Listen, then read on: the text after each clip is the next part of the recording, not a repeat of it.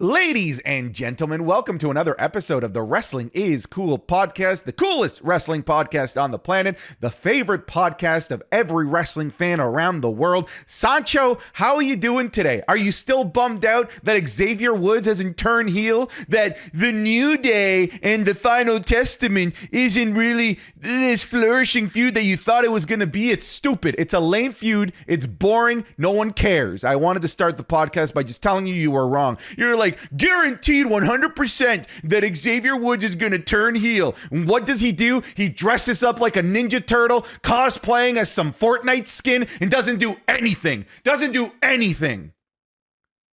You said I'm off of the New Day train. I'm not allowed to celebrate whenever anything good happens. That train's going nowhere. It's a dead-end train. It's a bum-ass train. It's a lame-ass train. And you should be embarrassed, good sir. Dude, I looked at the menu today and it did not say Sancho West. All right. Why are you cooking me so early? All right. Just get it in here. I didn't want to warn you. I wanted to make sure I caught you off guard to let you know you're a buffoon for thinking this was going anywhere. Wow. You ever worked like a 9 to 5 and then the day starts with travesty? like there's a customer that just irritates you right off the bat, the first one of the day. That's you. And you know what? The customer is not always right. The customer is wrong. Oh, yeah, spin that. Well, yeah, why don't you move your camera just a little bit to the right of you so people could see the audacity that you have. You have 3, for those audio listeners, he has 3 belts. All of a sudden, he has logos behind them. Who is this man? This man is an indie star all of a sudden. And Hollywood.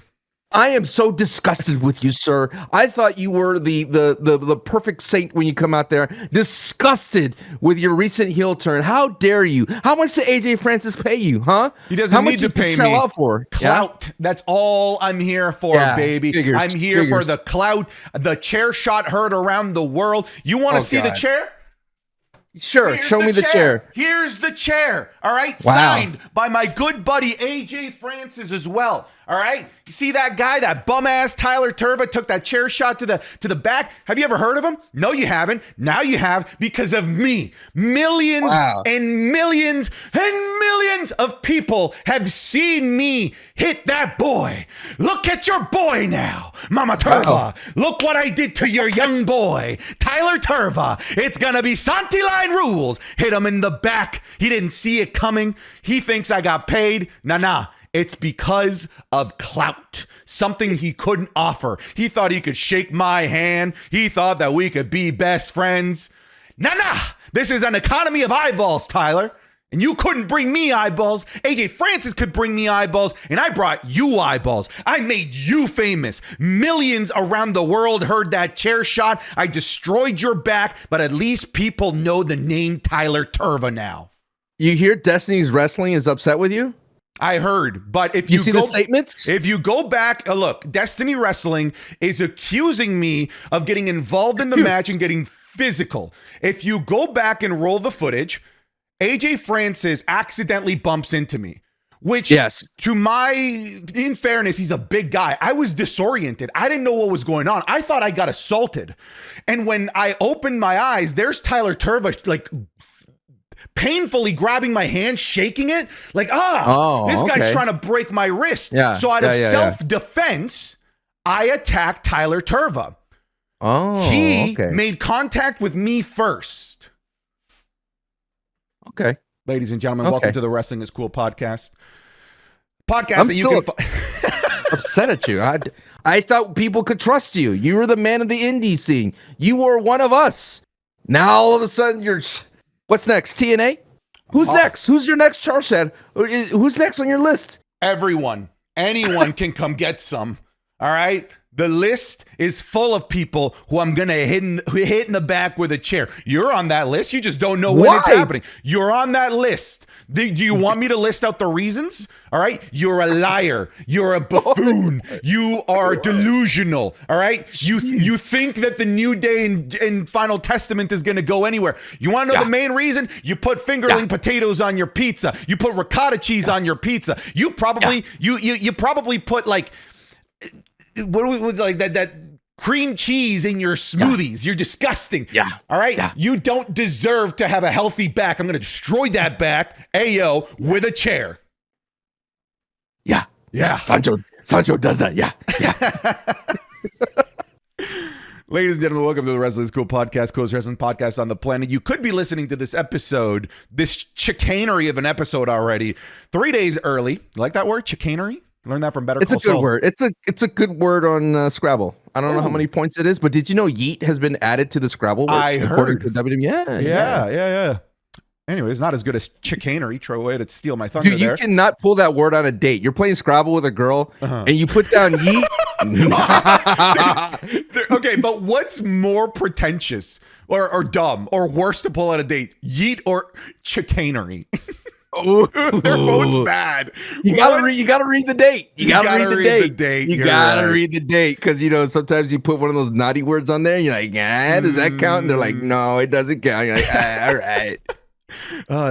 Anyways, 3 days early over on Patreon, patreon.com/SantiZap, where you can get all of the Wrestling is Cool content that isn't available on YouTube, like the podcast 3 days early, like 5 weekly Match Club watch-alongs that not only do you get to vote for, but are only exclusive to Patreon because they cannot be shown on YouTube. It is synced footage with our commentary, which of course, YouTube will take that down. But over on Patreon, we have a bit more wiggle room to be able to provide that type of content and the Raw reviews and the SmackDown reviews and more. Come check it out. Patreon.com/SantiZap. Link in the description of wherever it is that you might be listening or watching this podcast.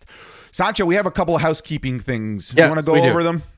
Yes, the biggest one I want to say is we did find a social media person. We'll announce that very soon, but we did find one doing their shorts. Please, if you see a short anywhere, support it. But we also want to announce there were so many great submissions throughout the entire time, some great clips that y'all pulled from us, and it's fantastic. And we want to encourage more from the community. Starting today, we encourage you to make a clip. Now, this is basically based on results. So if you get 250K views on whatever platform you post using our footage, in a positive manner, we give you the licensing to do all that, whatever. Make a video, it gets 250K, you prove that it's you that made it, you send it to us, we will give you a $50 as a bounty. Now, it's just going to be a flat rate, it's not every 250K views. Let's say if it gets a million, Santi and I will, have a private discussion about that. But we just want to foster a fun community with, the shenanigans that we do here and reward the people that, hey, this is a great way to get into the notions of making content and, hopefully you make your own content to encourage you. The one thing as well I definitely want to say is like if there's already people already doing it, and it's really cool to see fan pages and things like that of the Wrestling is Cool podcast. And yeah, man, it was hard to pick, man. It was hard to pick. There were so many great professional people as well. And I'm reading these resumes. I'm like, why do these people want to jump on this train? we are just a random crazy bus of an action here. But no, we really want to do that. And I know as a content creator, you could say, well, Sancho, it takes me hours to make a clip. Well, if you shorten that time, dude, a 20-minute clip that you just spit out from, us, because we do all the heavy lifting of the content, right? Coming with the content. If you just spit it out, it could take you 30 minutes, could earn you $50. Go at it, do your thing. And this is just a starter program. Also, the thing I want to announce is that we are going to be IRL at TwitchCon. Twitch has given us a panel. Us and among dangerous. Other dangerous to give us a panel. We just started this by screaming at each other. Yes, we just did. So it's going to be fun. It's not like a Wrestling is Cool panel. It is a wrestling content creator panel that me and Santi are part of. Wheezy Blonde's a part of. Conman's a part of. And there's 2 more people. And forgive me if that I don't have those off the top of my head, but I'm excited to meet them. So if you're going to TwitchCon in September, we're going to be there. And it's Friday, I believe, early in the morning. So Friday, early in the morning, TwitchCon, San Diego. Santi and I will be in San Diego that weekend. Fun times. No baby oil, please. Correct.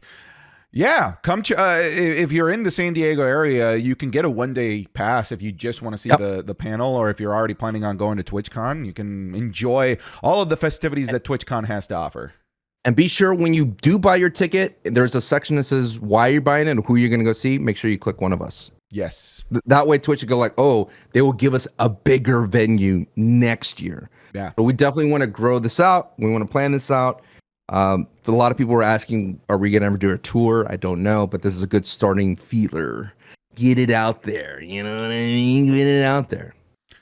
Sancho, I think it's time to ask the real questions, okay? All right. I right. made a Real YouTube video asking would you rather. When like people really liked it, all right? They like going over the different options. So I want to ask you a couple of these options and I want to just get your gut reaction. I have already given my opinions, but I do want to hear yours, all right? I'm down. Let's play. Would you rather be the longest reigning champion ever or the winningest champion ever, as in the most championships? What's more important to you? Oh, that's a good question. It's like a two schools of thought. I'd rather be the most winningest champion because I feel like there's a lot more dramatic twists and turns. And the idea like is basically, do you want to be a Roman or a Ric Flair, right? That's the two sides of the two coin. And I think that a Roman Reign, if he wrestled all those like more and throughout that run, I think people will consider this. But I think his long holding of the belt has tainted that idea. And I think the idea of beating Ric Flair is much more luxurious, you know? Yeah. That's something that more the business goes after. I think so. I feel like that's been the barometer for so long that unless somebody actually beats the Bruno Sammartino one in the modern era, it will always be like, you are the most, longest reigning of the modern era. No. But like, it's got to be of all time. And if you get to the 17th, you're in the all time category. And it seems to be a lot more achievable, which adds a lot more drama because you got Randy around the corner, you got Cena around the corner. So I'm with you. I think I'd prefer that as well. Would you prefer to be a Mr. Money in the Bank or a Royal Rumble winner? Royal Rumble. Okay. It's just iconic, dude. Money in the Bank is a new kind of concept in the scope of wrestling. Royal Rumble has a lot of prestige. The deeper question, would I be like a number 30 Royal Rumble winner or like number 1 Royal Rumble, entrant to all the way to the end? But at the end of the day, dude, just the being at that package, standing on top of the hill, there's not a lot of Royal Rumble winners. And, Money in the Bank, it's not about winning. It's about cashing it in. That is fair. That is, I do think that the winning, the coup de resistance for the Rumble is like winning the Rumble, right? And meanwhile, Money in the Bank, it's about the cash in, not so much about the win. However, in practical terms, you want to be Money in the Bank winner. Because you get the WrestleMania main event. I could get a WrestleMania main event if I want to with the Money in the Bank. I could get a main event at Great Balls of Fire. I could get a main event at the Great American Bash. I could get a main event at SummerSlam. It's just that's just not how it's applied. But if you were to be a smart cookie, you could apply it in a way that actually gives you as much prestige as the Royal Rumble could. I think there's a much more adrenaline rush seeing someone run to the ring with the Money in the Bank briefcase. Sure.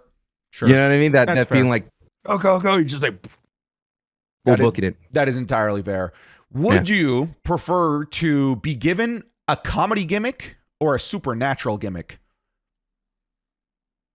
See, because I think WWE? In WWE, yes. Okay. I just feel like both of them have a high rate of failure. Yes. So what would you prefer? I think with a comedy gimmick, if you look at the history of all comedic wrestlers, that's all you are for the rest of your life. I think a supernatural wrestler has the ability to ebb and flow. But if you're telling me like hard stuck, supernatural, hard stuck comedy, right? I'd rather go comedy because I feel like you could be revered wherever you go. And there isn't that jarring juxtaposition of this person's just a regular dude. I still feel weird when I see Mark Calloway running around because for all my life, he was the dead man. And he always cut the most serious. He never cut promos. He never was seen anywhere. But now I just see him out and about, and it's just strange to me. Like as a University of Texas fan, just seeing him walking around, seeing him on the thumbnails of his YouTube videos. Yeah. It's just so weird. It's just so weird to see. In terms of like my childhood, it was different, and I feel like a good example of a fun comedic wrestler is Santino. Like he's just like you see him, you smile, and you have a good time. I'm with you. I went with comedic wrestler as well. Oh, okay. I just feel that like you are a clown. But that's true. I am. Let's spin that belt for you. Here's the thing, though. I feel like your overall career ceiling as a comedic character is much lower, but I feel like your basement as a bad supernatural gimmick is much lower than that of a comedic character. Like if you're given like I don't know, I'm a vampire, but you know, I'm that weird vampire that can only come out at daytime. You know, you can't. For some reason, the moon burns you. It's a stupid gimmick. It'll die, and people will always remember you for having that stupid gimmick. All right, that's what happens. Wasn't there one called Ezekiel? Or not Ezekiel? No, it was Zale? Mordecai. I know there was Mordecai. Yeah, Oh, God. The white robe Undertaker. Cool, yeah, the white robe Undertaker. All white hair. I think, dude, if they had like a Targaryen type wrestler, it'd be kind of cool though. Like Lannister, we should do that one day. Like, think of like Game of Thrones people that could make a sick wrestler, because I feel. Oh, look, don't get me wrong. I know I don't want to sidetrack too hard, but Pretty Deadly again would be a lot cooler if they were elves. You just say that because they're pretty and have long hair. They have elvish hair, bro. Elvish hair. Join up with the Viking Raiders. Come on, man. Come on. The most important one, Sancho. Yes. Would you rather have to eat a Rikishi stink face? Wait. You heard me. Silence. Eat a Rikishi stink face or eat a boogeyman worms? I thought you said yeets. You're just about to get a yeet. Yeet. Dog, come on, dude. There's nuances here. No, there is no. There's nuances. There's nuances here. Dude. People eat worms. They're filled with protein. Okay, all right. You and I are on the same page. That's Earth spaghetti, as everyone calls them, right? It's Earth spaghetti. If fish eat worms, fish eat worms, why can't we? You know, like if I'm starving in the middle of the woods, I'm gonna eat a couple worms. It's not a big deal. But I feel like there is an inherent health risk to taking a stink face that people aren't talking about. And that is, sir, the likelihood that you're going to get pink eye. I feel like people don't talk enough about this, frankly. The likelihood that a wrestler could contract pink eye from a stink face. Okay, for real though, like statistically speaking, there has to be a number of pink eye cases that happen from Rikishi stink face. There can't be zero. No, it can't be. It absolutely can't be zero. It's a high risk maneuver. It might not necessarily be high risk like a shooting star press or jumping off of the Hell in a Cell, but it's a high risk maneuver. The odds, like statistically speaking, like you said, the odds cannot be 0% that Rikishi can't give you pink eye. Let's figure this out. How many matches did Rikishi have in his career? Let me pull up his cage match. As Rikishi. As Rikishi. And as Rikishi. I'm thinking Rikishi is since 2000. I feel like that was the Rikishi character. All right, so if I'm looking up his cage match, let me look up the debut of his stink face. Let me get a calculator. Okay, folks, so you guys are seeing true science happening in the moment. In the year 2000, Rikishi had 167 matches. That's it? Yes. In 2001, he had 47. In 2002, he had 159. Okay. In 2003, he had 91. 2004, he had 56. And that's kind of the end of that like Rikishi run where he was giving people stink faces in WWE at least. Yes. Okay. Yes. Yeah, this is prime Kishi. Prime Kishi. Right. So we're looking at 520 potential victims. Yes. And I feel like we should use this number as a definitive, because you could say, oh, he didn't always hit the stink face, but I feel like that's offset because he was in a tag team for a while, so he would have given sometimes 2 stink faces per match. Right. You have to think of these things, folks. Right. This is what we do here. And not only that, probably the go homes for dark matches included a stink face. That's fair. You have to remember, in this era, people wanted to see Rikishi put his ass on someone's face. Mm-hmm. Like, didn't like Vince eat one too? Oh, dude, I think everyone ate one. I think Vince ate one. You're right. So we're looking at, I think, a conservative, fair estimation of 520 stink faces between the year 2000 and 2004 in the WWE. I think really we just need to figure out what is the likelihood out of those 520 people that we have cases of pink eye. Okay, according to Google, of course, the estimated incidence of bacterial conjunctivitis, I'm not a scientist, pink eye, is 135 cases per 10,000 population annually, constituting approximately 1% of all primary care consults. So out of 10,000 people, 135 cases, so 1% out of 10,000. Okay. So you're talking about 500 wrestlers, right? Is that what you said? 520. 520 wrestlers. But this is not like the normal way of pink eye. Like pink eye, you normally contract like someone. Yeah, this is high risk pink eye, right? Like the 1% that we're talking about, I feel like that's just casual pink eye. Right. There's like, someone, didn't wipe their hands properly. Yeah. The pillow is always the common way. Yep. Frat people just fart in the face. Classic maneuver. That is high risk. So there's a variance of spectrum of pink eye delivery, so to speak. And I would think at one end is just the accidental, I didn't wash my hands, and then the other end is Rikishi. That's high risk. Rikishi. Right, that's high risk. Now, here's my question. No, here's my first statement. Okay. If we're talking about the low end at 1% out of the 520 potential stink faces, that means that there are a total of 5.2 potential or very likely pink eye victims at the low risk. But I think that this is a man's ass on your face. Rikishi. Yeah, this has to be. And like, not only that, he's been going through wrestling maneuvers. He's been crashing on the mat. The gases start to move. Who knows, man? Who knows what's happened throughout the match? I feel like it has to be at least 5 times greater at 5%. Is it, you mean the potency is higher? I think so. I feel like the potency. the delivery mechanism. Yes. So you're saying we have the purity of the pink eyes. We have an optimal vessel in Rikishi. Yes. Great delivery method. Right? Delivering a direct contact with the stink face to a downed opponent. That it typically is not like the lower half of the face. It is typically the forehead. Yes. And the duration is key. What would you say is the average time that Rikishi stink face is delivered? I would say at least 5 seconds. Hang on. Audio listeners, he is simulating a Rikishi stink face. I think it's like 3.5 seconds, ballpark. Yeah. Okay.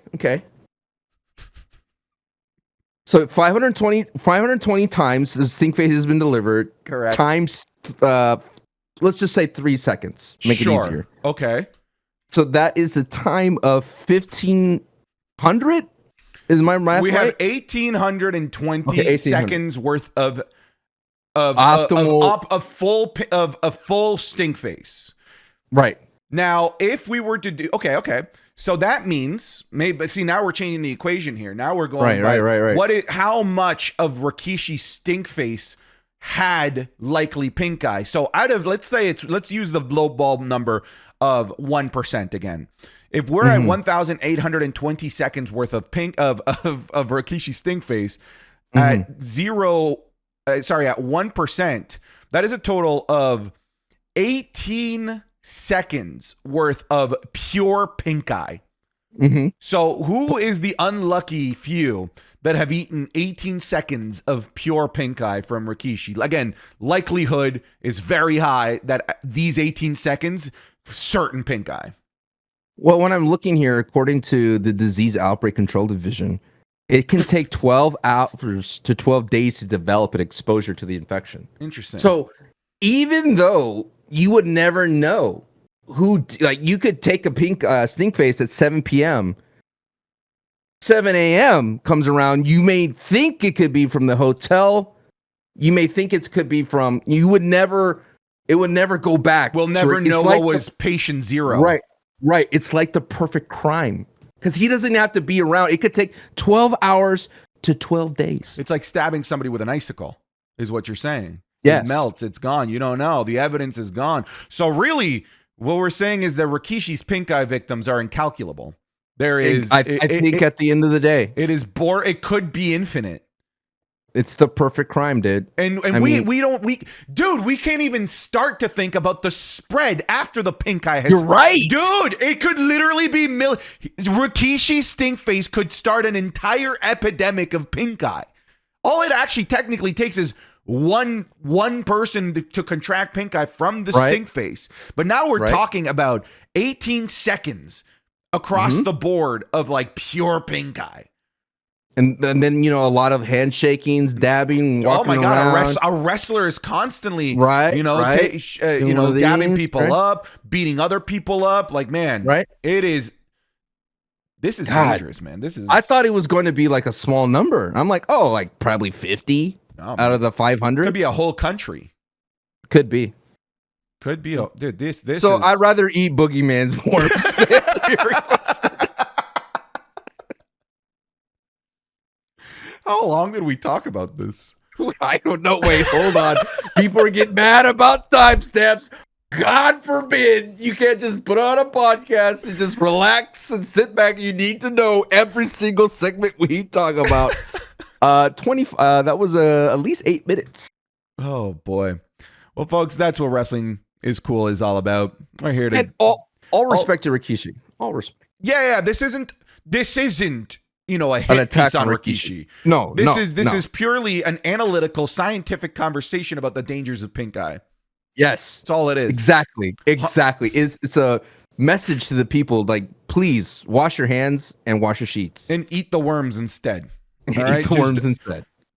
Just honestly, the best thing to do is to practice stink face abstinence, folks. It's the best thing to do. The best thing to do. All Don't right? even try it. Don't even try it. Educate yourself Educate. before you willingly take a stink face. Yes.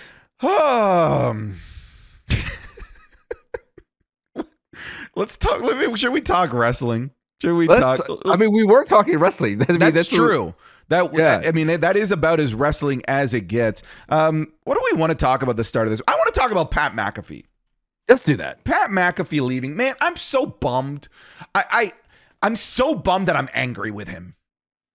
Really? Yeah, it's like I'm mad at George R.R. Martin for taking so damn long to not give me the thing that he loves. You know, the thing that I love, The Winds of Winter and A Dream of Spring. Like, just finish the book.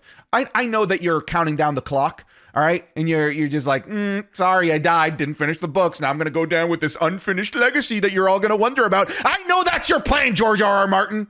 I know that's your plan.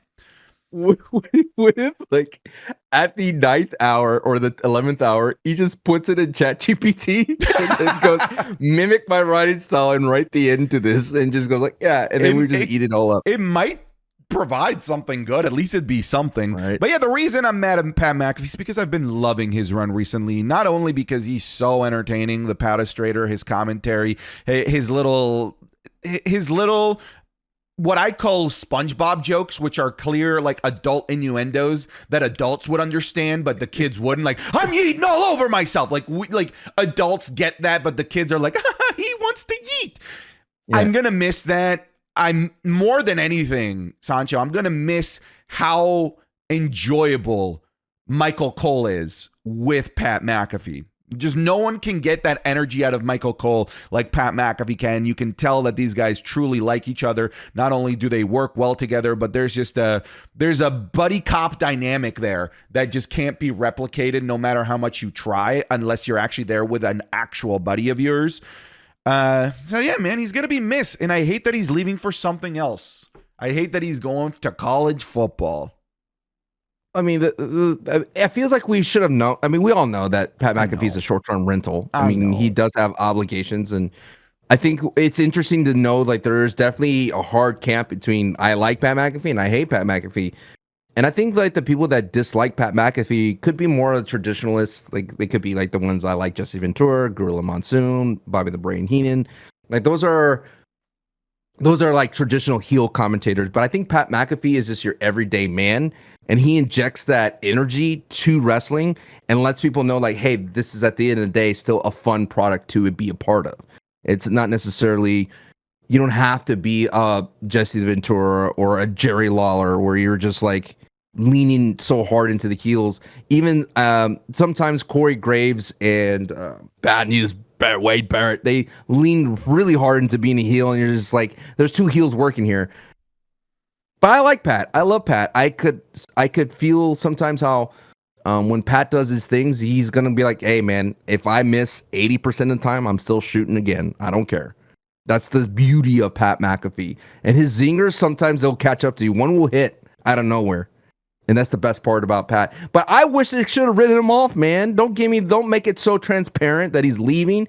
Like, feed that man to Bronson Reed. Like, please. I get why they wouldn't do that. Because he'd have to get eaten alive by somebody every year at the same time. It's like, it's time for the yearly Pat McAfee destruction, which I guess like would be fun and meme worthy. Right? But it does also border in the ridiculous, like, hey, this is Pat McAfee's yearly beatdown, eatdown. It's a great way to build a heel, though. That is true. Right? It would have been good timing because you do have Bronson Reed. And last year it could have been Nakamura. That would have been kind of cool, right? Like Pat McAfee, right? He's the one that's been doing this dance. But then if you remember last year, then he stopped doing the dance because Nakamura turned heel. That would have been perfect. Yeah. It would have been perfect way to write him off. Like the timing was right to do some big bear mauling from Bronson Reed. But yeah, I think they decided to go with the more humane send off. Like, we love you, we miss you, we'll see you in 6 months, pal. I don't want like a Ricochet lawn dart. I just take one tsunami, and then just make yourself a bigger face by trying to save the Miz, which kind of works out because him and the Miz have a thing, and that would have been awesome, dude. That would have been the wrestler way to go. You know? But he wouldn't have been able to sell it, pal. He wouldn't have been able to sell. He wouldn't have been able to because he would have been on TV the next day. No, he could have. You think he would have taped up? He would have taped up. You know what? He would have. He definitely would have taped up. You're right. He would have sold it. Again, the thing I'm gonna miss the most is the interactions of the blending of the Pat McAfee show and wrestling. I always crack up the idea of when the White Six was messing with Pat's show. It's like I can just feel bad for the guys. Like, I just want to know about baseball and the home run derby. They're like, what the hell is this? Yeah, exactly. Like, that's the kind of thing I'm going to miss the most. But it's interesting. A lot of people, when Pat McAfee first showed up in the scene, were saying he's just trying to grow his brand. I think he's definitely has benefited from the WWE relationship. I do think WWE has benefited more though from Pat McAfee having wrestlers on the ESPN show. We can't forget that the whole heel Rock launched from the Pat McAfee show. Without Cody Pat McAfee's, that's where Cody it started. Crybabies. They tested the waters, and I immediately was like, "Is The Rock going to be heel here?" And when The Rock turned officially, oh my God, it was off to the race. Well, according to The Rock, it was his idea to be on the Pat McAfee show. But I think that's going to be the biggest miss, is that cross-pollination. But it's not going to end, though, with Sheamus. I mean, at least Sheamus is going to be in the Dublin show. If you keep spinning that terrible, awful belt, I swear to God, is that your fidget spinner? Is that what you have? You're like a 5-year-old? Oh, God. Is it like heavy? Is that why it keeps spinning? Like, is there weight to that little thing? Yeah, I think it's got like low ball bearings that make it. How much was it? This one was. It doesn't matter how much you was. Oh God, why do you fall for it so easily? You're so easy when you're 7'8" shirts of John Cena. You know what's great? Everyone that's listening, watching, he's pull out the chair. Sean Spears called. He wants his gimmick back. That's what he wants. Also, here's a fourth belt that's out of frame. It's Los Angeles Losers. Oh, there it is. Not even worthy to be in the frame. That actually is a nice belt. It's the powder blue, man. The Chargers colors are nice. Speaking of belts, just want to let everyone know, your last opportunity, we're drawing on Friday. Join our Patreon. We're going to give away 2 belts. Yes. Continue. Pat McAfee. Did you were you somebody that got mad that the Pat McAfee crew got added to WWE 2K? Oh God. I think the only thing that was kind of like grating was them not being happy about being in it, because there's so many talent in the WWE that wants to be in it, and they're like, man, whatever. But it is a waste of resources. It's a funny joke, but it's a funny expensive joke. For example, my wife plays pickleball. My wife. And in the store in Austin, Texas, there's a brand called Kendra Scott, which you probably see in Target. It's a local brand that's getting everywhere. It's like a jewelry. But in the store, there's a pickleball paddle that's like $98. And I'm like, she would laugh about it and giggle about it, but I was like, that's a very expensive joke. It's $100 joke to make her laugh. So I didn't get it. You didn't get her the pickleball racket. It's $100. Well, I mean, there's a reason why it's that much. I It's could probably buy added performance, added pickle to the ball. No. It's just a label. I could buy her a Franklin pickleball paddle for $150. No. I played racket sports, you know. Oh yeah. And at a high level. All right. I went to states for badminton. Did you? Yes, I did. I'll tell the story really quick. Oh, go ahead. States in Ontario, like Canada. There is a difference between a good racket and a bad racket, 100%. If you get a Black Knight racket versus just like some lame-ass Wilson racket, the guy with the Black Knight's going to win every single time, all right? There's a quality to it, all right? So let me tell you really quick, all right? First of all, when I want me to timestamp all this, when I made it to States or in Canada, what it's called, OFSA, I was the only not Chinese guy. Everyone was Chinese. Every single person was Chinese. They do really well in the Olympics. They crush it. And I think the only reason I wasn't Chinese was because in my region, my little town, there was no Chinese people. So it was just me. I just made it. All right. So everyone is Chinese except Santi. I lose in the second round to a guy that didn't have a backhand. You want to know why he didn't have a backhand, Sancho? Because this guy switched hands. He was ambidextrous. I didn't know what to do, bro. And he was like half my size, 1/4 of my weight, and he's just clowning me. And I'm like, in my head, I'm like, you're lucky this isn't basketball. You're lucky this isn't football. You're lucky this isn't any other sport. I got clowned by the 5'1" Chinese kid in badminton.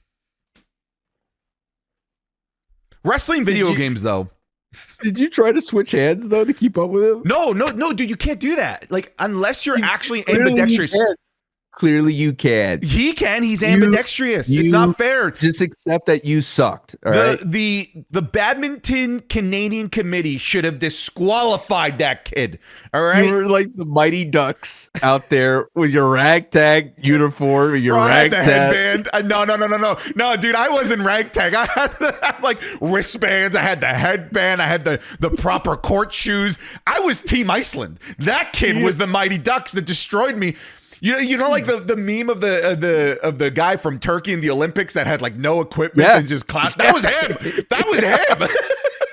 I'm over there with advanced statistics, and this guy's beating me with just switching hands. What if he was just like, oh, just to let you know, Santi, I'm not actually right-handed. Wow. Look at it. That would have been wild. I take a 2-0 lead in the best of five, and then he just switches hands. That would have been crazy. That would have been wild. It's like, he's switching hands. Oh my God. Wow, back out. Yeah. If you sleep hot at night, you know just how disruptive that can be. Whether it's preventing you from falling asleep, or maybe it's making you wake up in the middle of the night sweating, or perhaps all of the above. That, folks, is where GhostBed can help. As the makers of the coolest beds in the world, GhostBed is your go-to for cooling mattresses, cooling pillows, and even cooling bedding. From their signature Ghost Ice fabric to patented technology that adjusts with your body's temperature, every GhostBed mattress is designed with cooling in mind. So whether you want a plushier mattress that cushions those shoulders and hips, or firmer options with exceptional support, your GhostBed will keep you cool and comfortable all night. What's nice is when you purchase a GhostBed mattress, your comfort is guaranteed. And that's because you can try out your mattress for 101 nights risk-free and make sure it's the right fit for you. Plus, they offer free shipping for most items within just 24 hours. Now, if you're not sure which GhostBed is for you, go check out their mattress quiz where you'll answer a few questions and get your personalized recommendation. Or you can just reach out to their friendly team of sleep experts for all the help that you need. What's even better is that my viewers can get 50% off site-wide for a limited time. Just visit ghostbed.com/Santi and use code Santi at checkout. Again, that's ghostbed.com/Santi with the code Santi at checkout to save a whopping 50% off site-wide. Thank you to the folks at GhostBed for sponsoring this video. Now let's get back into it. I wanted to ask you about wrestling video games since we got into that topic. Sure. I feel like they're 2K24 at least for me didn't hit. People were like, "Why don't you make 2K24 videos? Why don't you live stream 2K24?" It just didn't hit. There's a magic I feel that is missing. I feel like they're quality experiences, quality games, but I just feel like there's a magic missing from them. Maybe from back in the like. I want to say I don't want to be such a boomer and say like back in the SmackDown shut your mouth days or back in the SmackDown versus Raws. And I don't know what it is. Is I almost want to say it's that like those games were made for couch co-op while these games are almost designed for you to just have to play it on your own. True. I find it interesting because the 2K games does have an online feature, but the online feature is terrible. It's ass. Like the truthfully, what ends up happening in most online games, but in the WWE community, is that people then start doing optimal wrestlers with optimal strats, and it's no longer becomes about the art of pro wrestling. It just becomes about exploiting something that the 2K system has. Like I remember people were doing it was so annoying. Like they would pick a certain like Roman and they would just taunt and sweep you or do something just over and over and over, and there's nothing you can do. Oh, I remember that system they have when you grab someone and then you could rotate them to like a fireman's carry or something like that. So they would constantly do that, and it was so difficult to counter because of the timing of the lag online and things of that sort. I just think like I feel that we peaked with wrestling games, and I don't know where to go with it. And I think where the industry is going with it is not the best trajectory. And what's oddly enough, and I don't remember where it came from, but there was a social media post, and it was a quick time event of reliving Sami Zayn's that was chair turn. Peacock made that, dude. Right, there it is. Yeah. Right? And that moment was so intense and fun, and it added a different vessel to enjoy like a classic moment, because I don't like the showcase. The showcase was cool at first, even though it had those awkward Rey Mysterio, and then Eddie told me, it had those really awkward ones where he had to deliver scripted dialogue. But the showcases are not fun because it's like you have to be so exact in how to reconstruct it. Got to get him in the southwest corner, down to red on the legs. Can I tell you like the problem with them? All right, yes. It'll be like you're recreating the Bret Hart versus Stone Cold I Quit match. Halfway through it, you're playing as Bret Hart, for example. It'll be like put Stone Cold in the sharpshooter, and then it'll be like, and then after that, let go and punch him. It's like, yeah, what? Why would I let go of the sharpshooter? That just doesn't make any sense, right? It's like if you win in a way that the game doesn't want you to win, you lose. I hate that fundamentally about showcase mode. It's like if you're going to put me in the position to put my devastating maneuver on them, if they're going to kick out or get out of it, make that a cutscene. Don't make me not do the winning action that I would logically do. And what was so frustrating with the showcase as well is I remember, it was exhausting playing as Rey, that same fighting style. It was exhausting playing as The Undertaker. Like, it would be like, I don't want to be this fighting style. And then when they did the John Cena one, they were like, you're going to fight John Cena. But it's like, why do I want to fight against John Cena if I want to relive his showcase sometimes? Why do I want to be Bret Hart in this Stone Cold battle when I want to be Stone Cold? So there's so many things I feel like they painted themselves in the corner. And I think when I go back for the Patreon, when I get to the Wrestling School Gaming episodes, when I played that game, it's really fun just to have like a wacky storyline. And Zayn, like literally in the SmackDown game, Teddy Long gets hit by a car right at the beginning, right? It caught me so off guard. I was like, and then you have to figure out who hit Teddy Long. And it's like a fun little progression that everybody accuses everybody. And then because you accuse John Cena's mad at you. And then now you have to fight John Cena.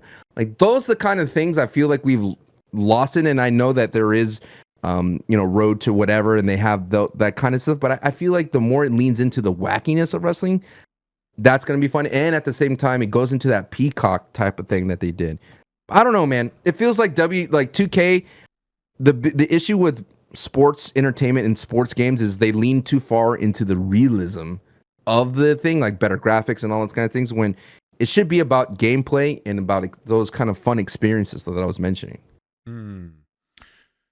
It's like, speaking of fun experiences, I do like that the WWE is becoming a bit more diverse in terms of the experiences that they offer. Obviously, like they've got their shows, their live events, their PLEs, video games.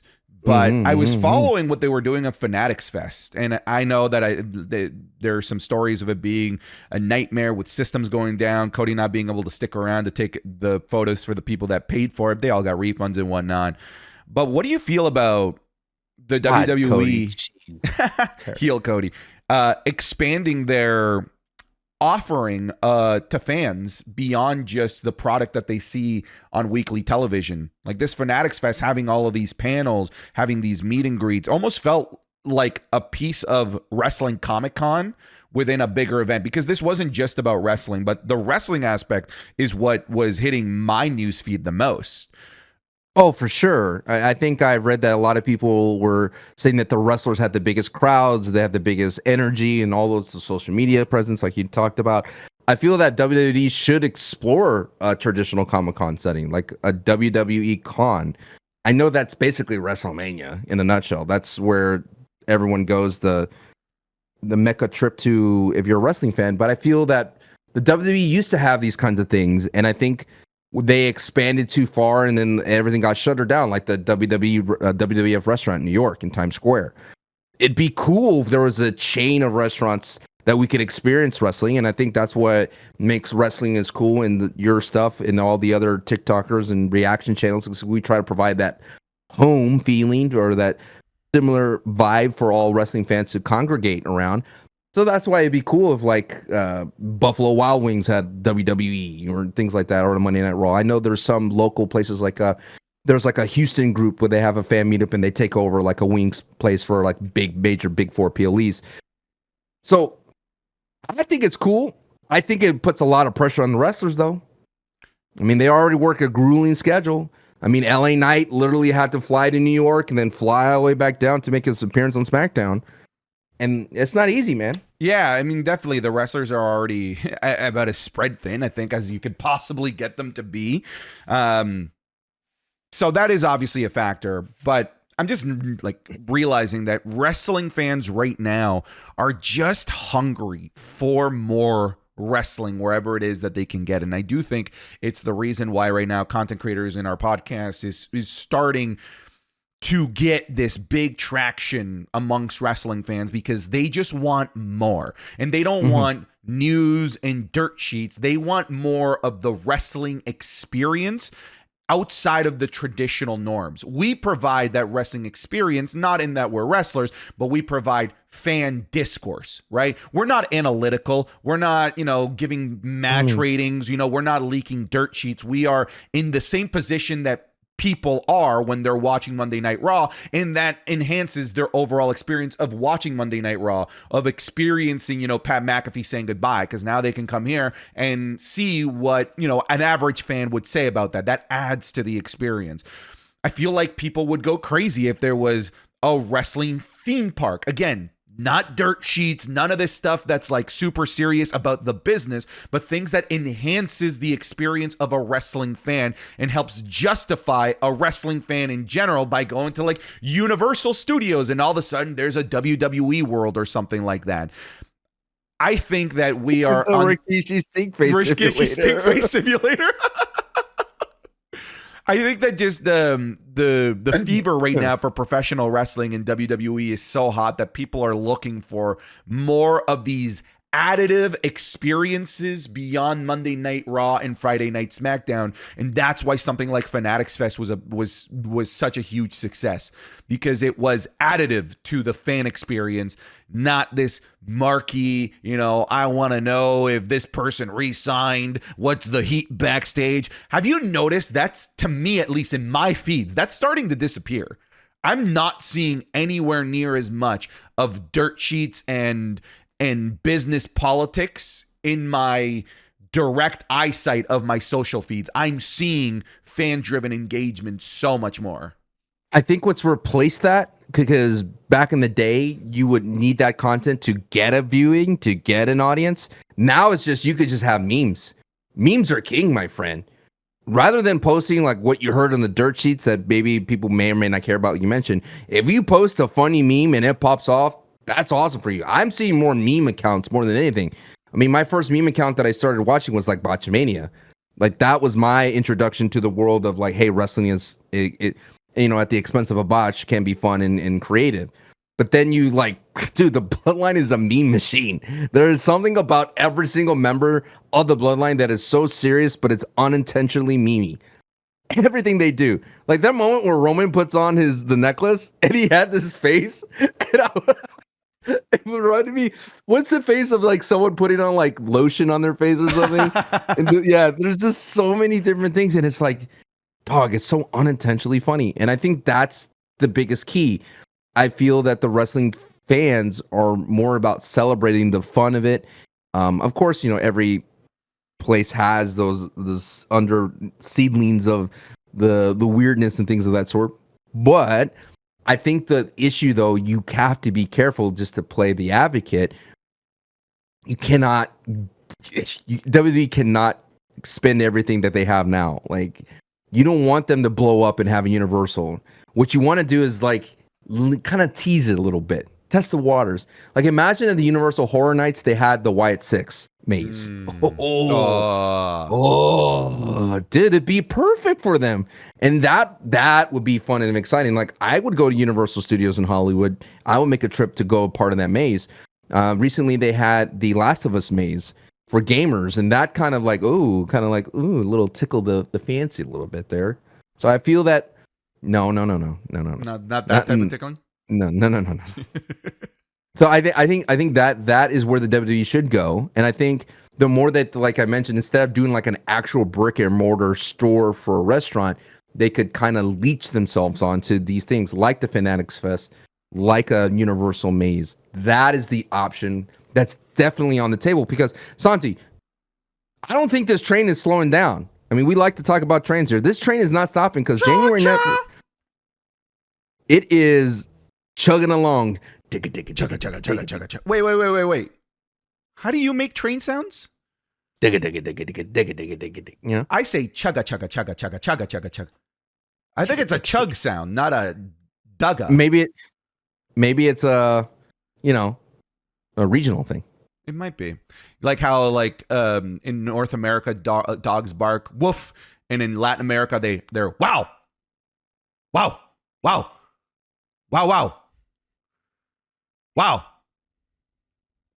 Should I put that time step in? Santi barks like a dog. Dude, that I just know in Colombia that's how you mimic a dog bark. It's wow, not like woof. Ah, yes, the famous Latino laugh.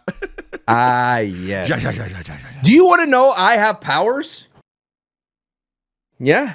You're speechless, but I have powers. Because didn't I last week in the Wrestling School podcast, what did I say? That we should have a Gambit-like variant come back, correct? Yes. And I said, who it should be? And whose name did I throw out there? At the very end. Yeah, you said La Parka. And guess who came back at Triple Mania, baby? Did you see this segment? It was hilarious. I missed it. No, you're gonna have to paint the picture for us. There was a casket in like somewhere in the arena, and for some reason Jeff Jarrett was there, and I guess in the Triple Mania you had El Patron versus Nick Nemeth with JPL. It was a weird Triple Mania altogether. It looked like an alternate universe. It did. This was the perfect place. So they had a coffin right there, right? And the heels of the Americans, Jeff Jarrett was one of them.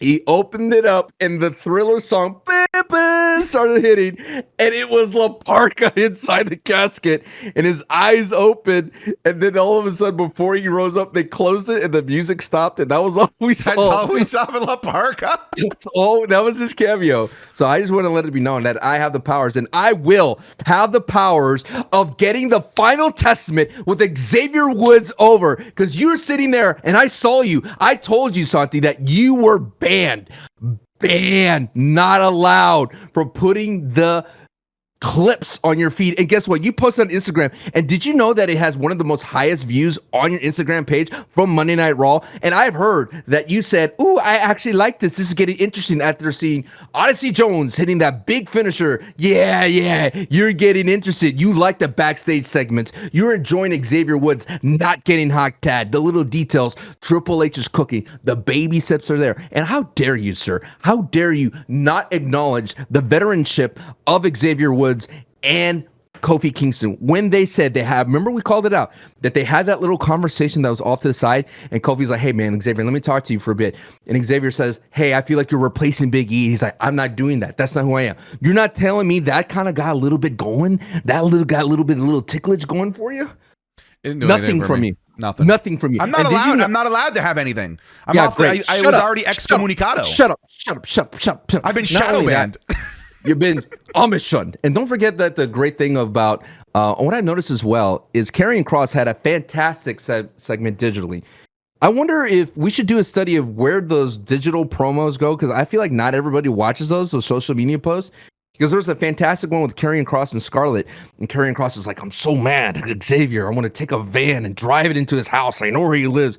He's getting these crazy notions, and then Scarlett calms him down and goes like, no, you need to calm down. You planted a seed. You are a parasite, and you're going to let it rot within, and you've won. You've already won. Calm down. And she says, "I see you have a lot of pent-up energy in you. Let me take care of that." And he's like, "Yeah, you see? Now I'm wheeling you back in. And I think that's what's missing in this thing is a little bit of Scarlett. Got to add that little bit of spice, that little bit of energy. It's already working for Liv and Dom. Add it with someone that's an actual couple with Karrion and Scarlett. Then I will make it happen. It will happen. We need more Karrion and Scarlett in this whole thing. Yeah. More than Paul Ellering and AOP right now, in my opinion. I feel like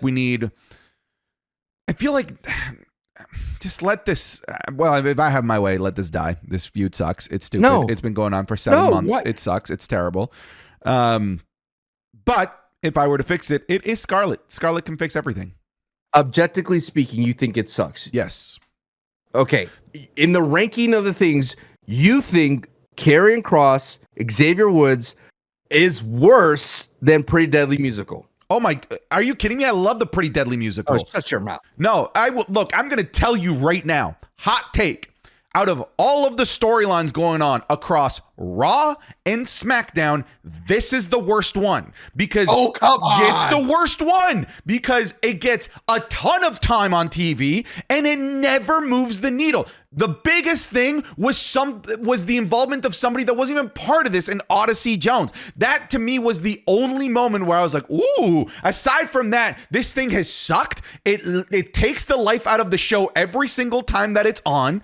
All right. It's been going on for months now. Literal months without any sort of needle movement whatsoever. Every other storyline going on right now, I would pick over this. Either because Pure Fusion Collective. Better.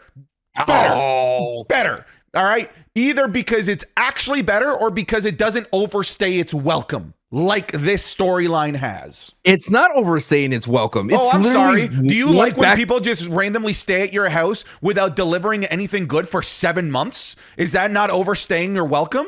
They've been doing this since like Backlash, bro, and it's leading nowhere. Going nowhere. Better than what's happened with. You're telling me it's better than Cody and KO? Yes. No, wait, no. Cody and KO is better. Donald Duck. No, Daffy Duck. Also, next on my I'm going to make this happen La Parka agenda, Andrade versus Carmelo should be on a PLE. Ludwig versus Sheamus should be on PLE. Those four need to be on PLE, but according to you, and you're like, we need 4 different matches. Those gentlemen will not be on the card, but those guys have been cooking, and they deserve to be at Berlin. Definitely Ludwig and Sheamus, and Andrade versus Carmelo needs to be at Bad Blood. Again, the defense rescue, Anna. The defense rescue. You're fighting the straw man. I've never said that a PLE has to have 4 to 5 matches, and we're not going to go down this road again because people are starting to get tired. No. You're baiting. I'm not baiting. You are masterful at baiting. I'm advocating. Some would say an advocator. You're a I'm baiter. advocating. I'm A not a master of masturbator. it. No, I'm not. Some I'm would a master say advocator. some, some would say you are baiting here. And you're I'm not baiting baiting. because I've never said that a PLE needs to have 4 to 5 matches. And look, wait. Sheamus and Ludwig would be Mhm. cool as a PLE right now because it's Berlin. Mhm. But Ludwig only just came back. They haven't, like, Sheamus has been busy with They Pete haven't Dunne. earned your little. I don't think so. They No. haven't earned your little prestige of a PLE. Correct. Here's the thing: earned Andrade and Carmelo. I think definitely has. I think that they definitely Bad have. blood. I think that should go to Bad Blood. I feel like they should have more matches between now and then and make it a best of 7, and then winner like take all a Bad Blood. I feel like that's earned. I feel like that's worth it, and it works with the motif of the pay-per-view of Bad Blood. I actually feel like it wouldn't be right at Bash in Berlin. Like, Bad Blood is just so perfect for a feud of just two guys that just don't like each other, that are trying to prove that they're better than one another. That's actually the perfect representation of what Bad Blood should be about.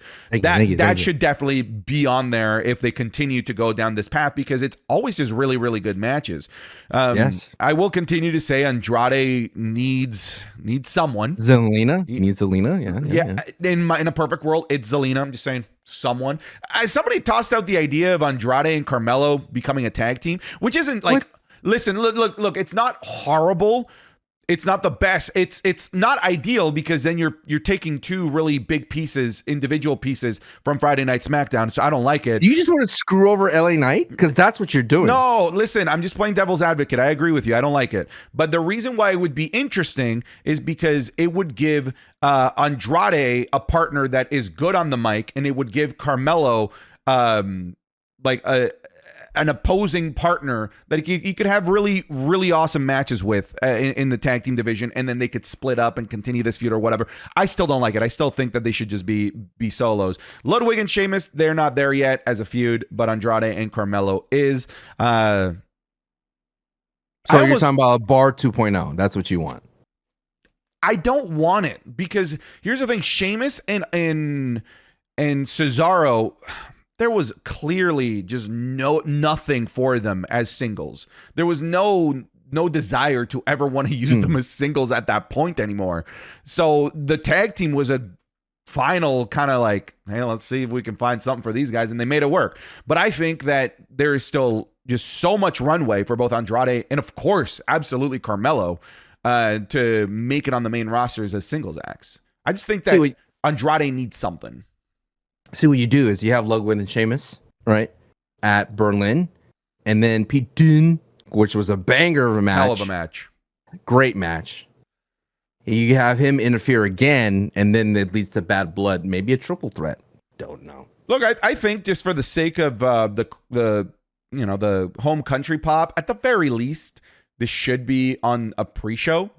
But I would just have it on the card, because you just, not because I think it's earned a PLE or whatever, but because the crowd wants this. That live crowd wants Ludwig. Like you have not very many top wrestling companies have a German guy and are big enough to make a show in Germany. Just have the perfect bullet in the chamber to make that crowd feel extra special and extra loved and extra targeted, right? For like, this show is for you, the folks here in Berlin. So I don't think that is should this be a feud? Is this a feud that's PLE worthy? I don't think it is yet, but as an attraction for that PLE, it is.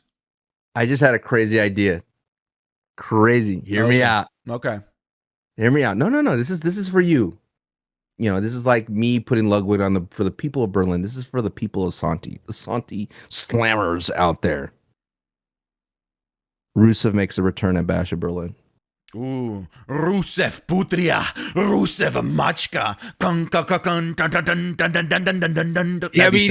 He hasn't been anywhere. He's been sitting at home. I miss Rusev, the Bulgarian brute. I know, right? I miss Rusev. I even like his Redeemer gimmick that he had. I am the Redeemer, and then he had like a weird like a video game gimmick he had too. But there's something about Rusev, man, that just he moved the needle. You talk about needle movers. Rusev can insert into anywhere. Rusev inserted into the IC title picture.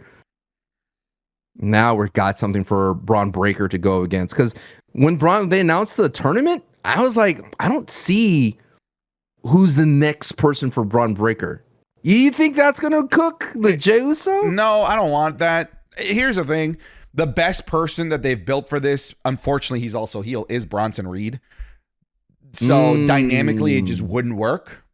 But they are leaning into some crowd favorite tendencies with Braun Breaker, acknowledging the dogs out there. Ho, ho, ho. Right. That was a very face vignette, right? Yeah. It was kind of strange to me because I was just like, as if he was gone. It was like as if he was gone for so long that we needed to reintroduce himself again. But I feel like they were repackaging him as a face. I could see it. Like he's too over. He's too over, and people want to root for him. People want to root for a new person, somebody that is instantly connecting with the crowd. Even if it's just something as simple and one-dimensional as those barks, man. Like that. When you have that many people barking, wow. Yeah, when they go to Latin America, they're not woof woof woof. They're wow. I think it's a matter of time, man. I think it's inevitable. I think that the face turn that people want Austin Theory to have is going to go to Braun Breaker at some point within the next couple months. Well, who else is in that tournament? Chad Gable. I mean, Chad Gable, right? Has to be if he's been trying to chase the gold again. Maybe, but like if all of the tournament competitors have matches next week, then it's not him because he's got a match with Uncle Howdy. Against Uncle Howdy, right? So I don't know, bro. I don't think so. I don't think he's in it. Then who's in it? I'm just curious to fill out the because it's always gonna. Yeah, we can try and fill it out. I think that you have to have Sheamus. I think Sheamus is a good call. If you want to continue their feud, Ludwig, you can toss in there as well. Obviously, Jey Uso. I'm willing to bet Dominic Mysterio goes in this in some capacity, but like he gets destroyed by Damian or something. Yeah, or loses to Jey. I think that'd be perfect. It might not be Dominic. It could be Carlito, but that's just not as appealing, right? It could be JD McDonough, could be Finn Balor, but I think Dom is the right person for this, especially if you want to help get over. Not that he needs help getting over, but with how WWE doesn't want to use him, you maybe believe that he needs help getting over Jey Uso. Yeah, it's so weird. It's like it's almost like they're booking him as if he can't get over, but he's so over. They're booking him like LA Knight. Like they're the same guy. They're the same. I find it odd that they use Jey Uso for dark matches. I find it odd that they're using Ilya for main event, bro. Really? Yeah, he was in the main event taping. I don't know what's going on. Why? Look what they did to my boy. Didn't we call it early? Didn't I call it earlier? And you were like, my man was buried right out the gate, and then he was fed to Ricochet, who left. What did they do, my boy Ilya Dragunov like that? Does Braun Breaker bring the IC title higher than Sammy though? Like you think Sammy has okay? We can say that Gunther brought it back to main picture. Yes, make a main event appeal, an IC title. But did Sammy do what he needed to do to carry it at the same level so Braun could either meet it at Gunther's level or take it further? I'm going to actually change the narrative to what you just said. I think Gunther and Sammy, Gunther elevated it. I think Sammy kept it up here. But now that championship can go back to what it's meant to do, not for people to elevate the championship, but for the championship to elevate the person. That's what the Intercontinental Champion. Think about the Attitude Era, right? That was always the championship. As a stepping stone. When you won it, you're going for a world title. But over the past 10 years, that wasn't the case. Like if you were winning IC gold, you were staying in the mid-card picture for the rest of your career, or you were a guy that was already an established main eventer, like a Seth Rollins, coming down for a little while to win the IC gold. But now I think with what Sammy and Gunther have done with that championship, it can now be back to being the stepping stone for the next champion, for the next guy up at bat to try and grab the brass ring, as people might say.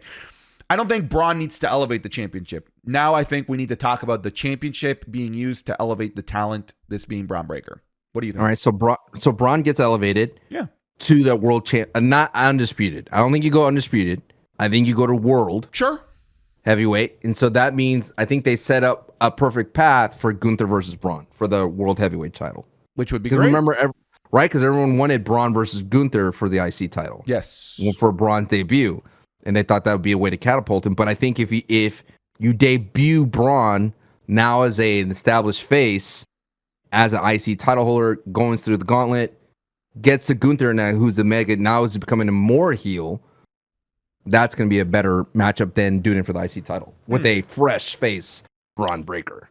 I think so. I mean, it might be way too early, but who? Maybe not who. I think that might be too difficult of a question, but what kind of superstar do you see dethroning a Braun Breaker? Do you see an established veteran, or do you see the next guy, the next person that they're going to try and elevate with the IC title, taking the title off of him? What do you think? It will be Trick Williams. Wow. So I think Trick is in NXT for at least another year. There's no way. I think so. The pop he had for saving Carmelo was kind of hot on SmackDown. Look, and then we never saw him again. I think it's going to be a couple of reasons, right? It's not only that I think he needs more seasoning, and that's not saying anything bad against Trick. When people thought that Braun Breaker was ready, they kept him for another year for even more seasoning, to give him a run as a heel, to see what he could do and diversify his character a bit more. But also, NXT's got a big lucrative TV deal that starts in October.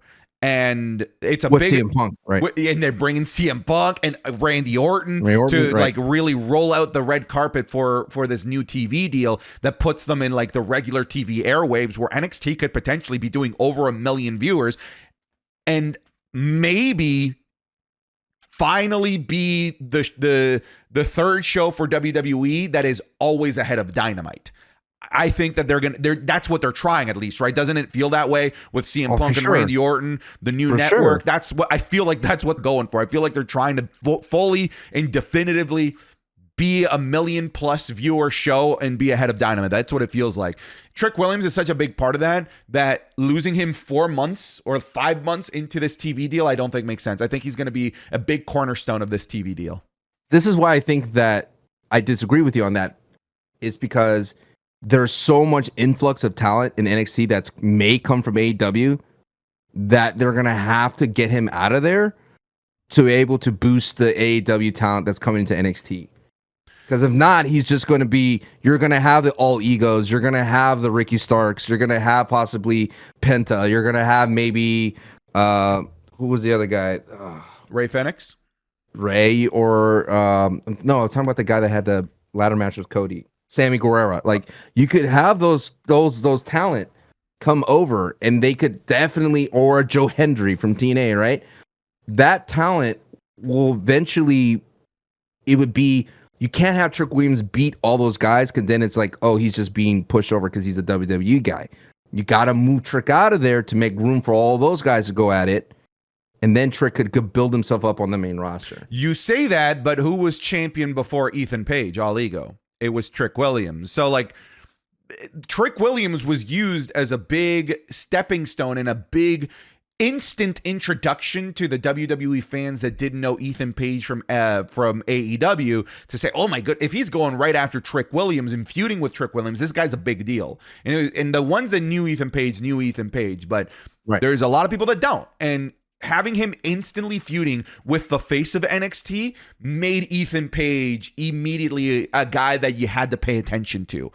And I also feel like NXT has a different identity, significantly different identity than what it used to have in NXT Black and Gold, which was the place where the people from smaller promotions would come to NXT, make their names. The Adam Coles, Roderick Strongs, the Shinsuke Nakamura come from New Japan. And now it's not that. I don't think that they want their identity to be a big indie promotion. I think they still very much focused on this being the developmental of the main roster, and to remove your, I guess, crown jewel, if you want to say that, of development of the WWE system out of there in place to bring in not, people that were born and bred WWE, I think might hinder the overall goal of what NXT is trying to accomplish, which is to be the machine, the Terminator creator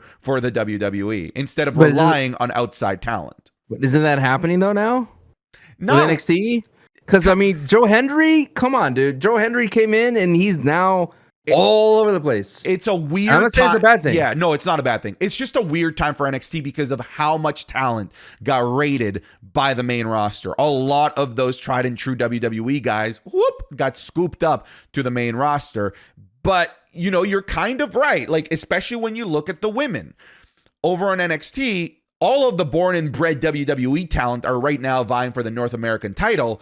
Meanwhile, Roxanne Perez is kind of just in a holding pattern until Julia, into Stephanie Vaquer. So, and they're not born and bred WWE people. So it's almost maybe as if like we're seeing the NXT identity shift and flow into something that might be more conducive of fostering both the experienced talent coming from somewhere else trying to come to the WWE, and the WWE machine and the WWE system turning these college athletes into the next Tiffany Strattons, into the next Braun Breaker. I'm just curious, man, because that's going to be very important if they're going to continue the track of the IC title going up there. NXT is in a fun place, man. It seems like it's uncharted territory right now. It's like it doesn't, especially in the men's side, it's like there's no identity of what it is, and that's exciting. Is this a safe place? No. If you say something stupid, we will roast you. Here's the amount of time you have until it stops spinning. I feel the CM Punk that we're getting is a strange CM Punk. It's very weird CM Punk. I don't want to do anything wrong CM Punk, so I'm going to be the pure babyface that I'm trying to be. Because when he comes out there and he has his little, it's a great day in whatever, Fort Lauderdale on Monday night, and then he's like, oh, the Fanatics Fest was fantastic, and he's like promoting that, and he's like, I did this, I did that, because they came to see me from 50 minutes. It's just such a strange thing, because he says all these things, and then he cuts to the, my time's up. It's still. And then yeah. And then he says and then he cuts to the promo of like the story about Drew, and I'm just like, dude, just say you're gonna fight him in a strap match. Do you know what I mean? Okay, he was doing the YouTube clickbait. I have a big announcement. I'm gonna tell you about that announcement in just a second. But first, how about those Florida Panthers? Yeah, Fort Lauderdale. I got a big announcement. I'm going to tell you the big announcement. But first, let me tell you about Fanatics Fest. Oh, man, Fanatics Fest. It was crazy. And I have a big announcement. But first, let me tell you about these bracelets. I'm the Taylor Swift for men. He was padding his stats, all right? He was padding the YouTube watch time. He was trying to get in the YouTube algorithm there. Look, if this was a 30-something-year-old CM Punk, I think I'd be with you. But this is a CM Punk that wants to like what he's doing. We've seen we've seen bitter CM Punk. I'm of the mind that this. Petty. I feel like. In the storyline that he's in with CM Punk is like petty, right? But I'm like, man, I feel like he's just Thanos trying to grow his crops, and you, the Avengers, come in here trying to chop his head off. That's what you are right now. Just let the man cure the bags under his eyes by enjoying the time that he's got left in wrestling. I hear that. It's just I feel that the CM Punk we get on social media at the Fanatics Fest is so much better than the CM Punk that walks into the ring sometimes. It's a weird juxtaposition. I won't disagree. Like the first 5 minutes, it is so have a nice day, Mick Foley. Cheap heat, right? Yeah. It's the say the name of the town. Have a nice day. What a great day here in blah blah blah blah blah. That's Mick Foley made that famous, right? It's the cheap heat or the cheap pop per se. Yes. It's weird, but I don't know. it doesn't take away too much from me. Like, I think what people are misconstruing, people are now saying because of that face CM Punk sucks. It's like, hang on, wait a second. I feel like the cheap pop CM Punk, you might not like that, but don't forget, the thing he's a babyface for is the hottest storyline in wrestling. That's for sure. That's a great babyface that's still very CM Punk like. But I just think he wants to enjoy his last couple of years. And then here comes Sancho's like, I want you to be more bitter, CM Punk. I want you to hate your life again. That's what I want. No, I just feel like it's weird to be at the 8:30 hour, 8 o'clock hour. That was not their best work of Drew and CM Punk. Because he's like, you're gonna be strapped to me. I'm not gonna be strapped to you. You're gonna be strapped to me. And then it was like a ... And then it's like it was just like a weird kind of ending to it.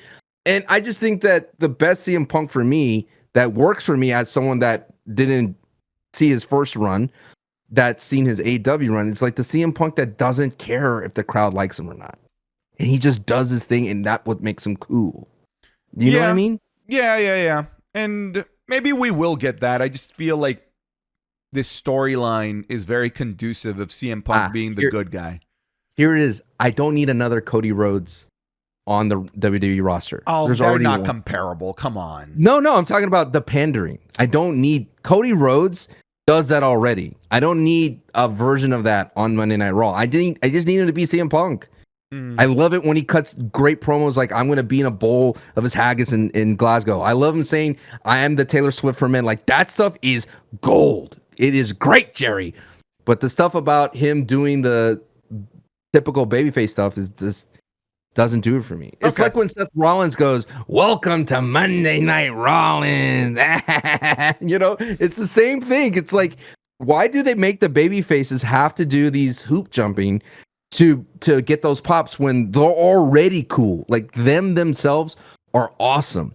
Like don't give Damian saying, "I want to make everybody all rise." Like, no, you don't do that. Like Damian's already cool. It's like it kind of reminds me when Mommy starting to become face. There was some promos in her trying to figure it out. You're just like, no, I don't like Mommy being this mafiosa. Like, I don't want her to try to lead the Judgment Day. I liked it when she was just Mommy and that's who she was. So it's a kind of interesting thing to feel, like to observe and report. That's what I'm doing here as a podcaster. I'm observing and I'm reporting, and I just want to do it in a safe place.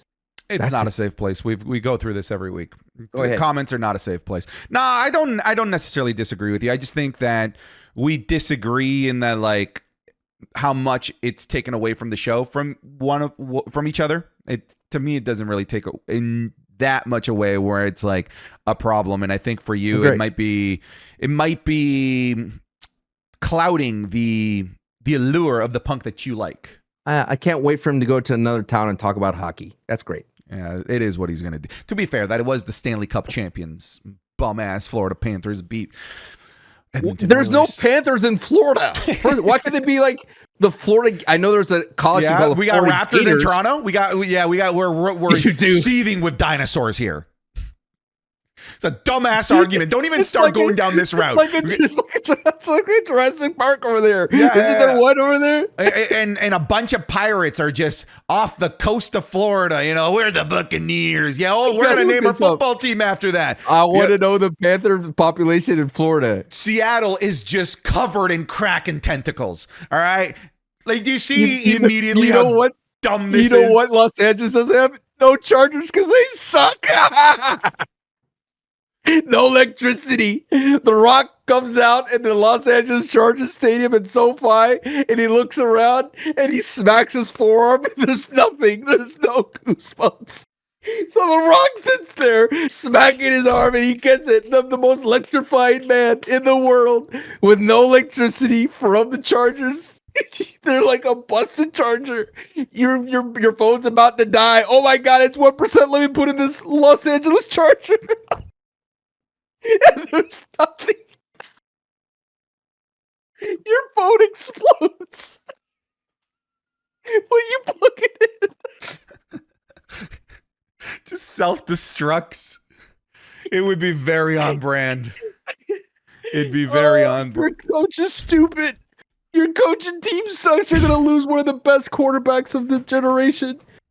Oh, because they can't win with him, and they're gonna trade him, and you're gonna have to restart. Oh, I feel bad for you.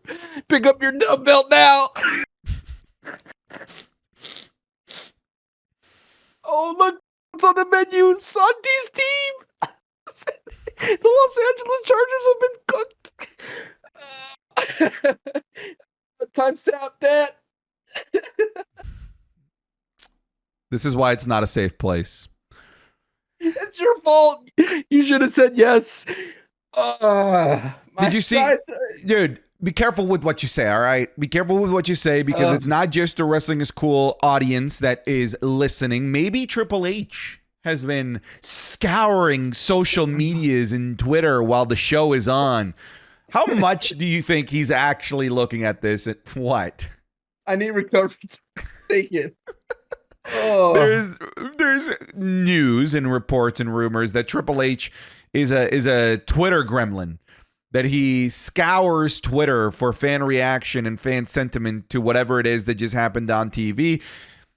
I don't know that he's necessarily making pivots and making moves and changing things based on that reaction, but you'd have to think that to a degree he is. Otherwise, why is he having his finger on the pulse of social media? Also really cool that they are, treating social media as such a vital part. Are you okay?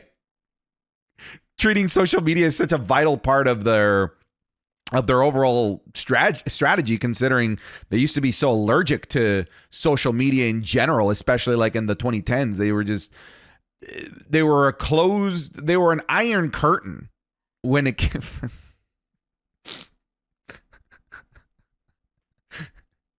I'm over here trying to... There's 130 Panthers in Florida. You're still on this? You Googled that? You Googled how many Panthers are in Florida? There's only like 200. Why are they called the Florida Panthers? I don't know, Sancho. I don't know why they're called the Florida Panthers. Oh, yeah, okay. No, he reads wild during the show, and that's strange to me. I've lost you.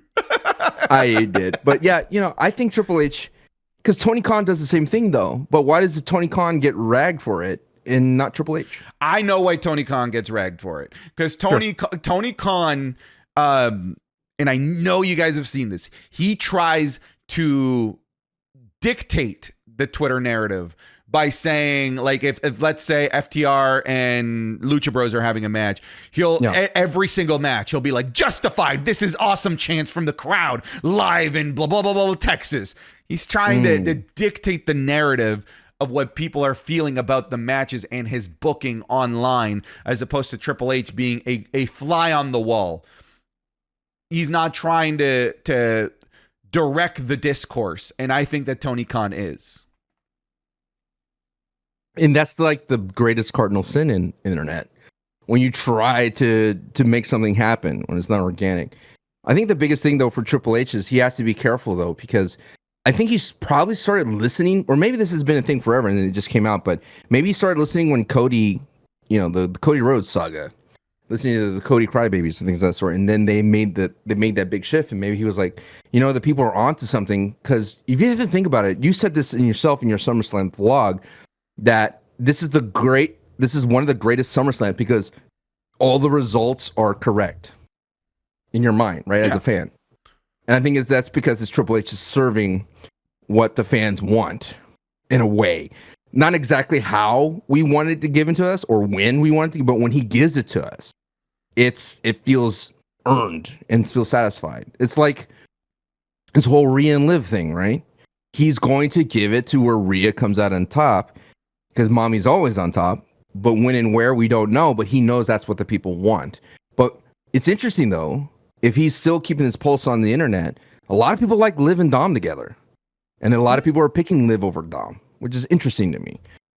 Do you feel that if Triple H does this, that it makes him, is it just like a Fugazi story just to build up that Triple H is the man of the people? I don't think so. I just think that maybe he's using the narrative online to figure out his endpoint. where he wants to ultimately take this, but without necessarily giving that thing that people are clamoring for online on that particular day. Right. And I think Rhea Ripley eventually winning is where things are going to go, because people do love Rhea Ripley, and people are clamoring for her to win that championship back. But now he knows that's what we want, and he's going to hold that away from us for as long as possible.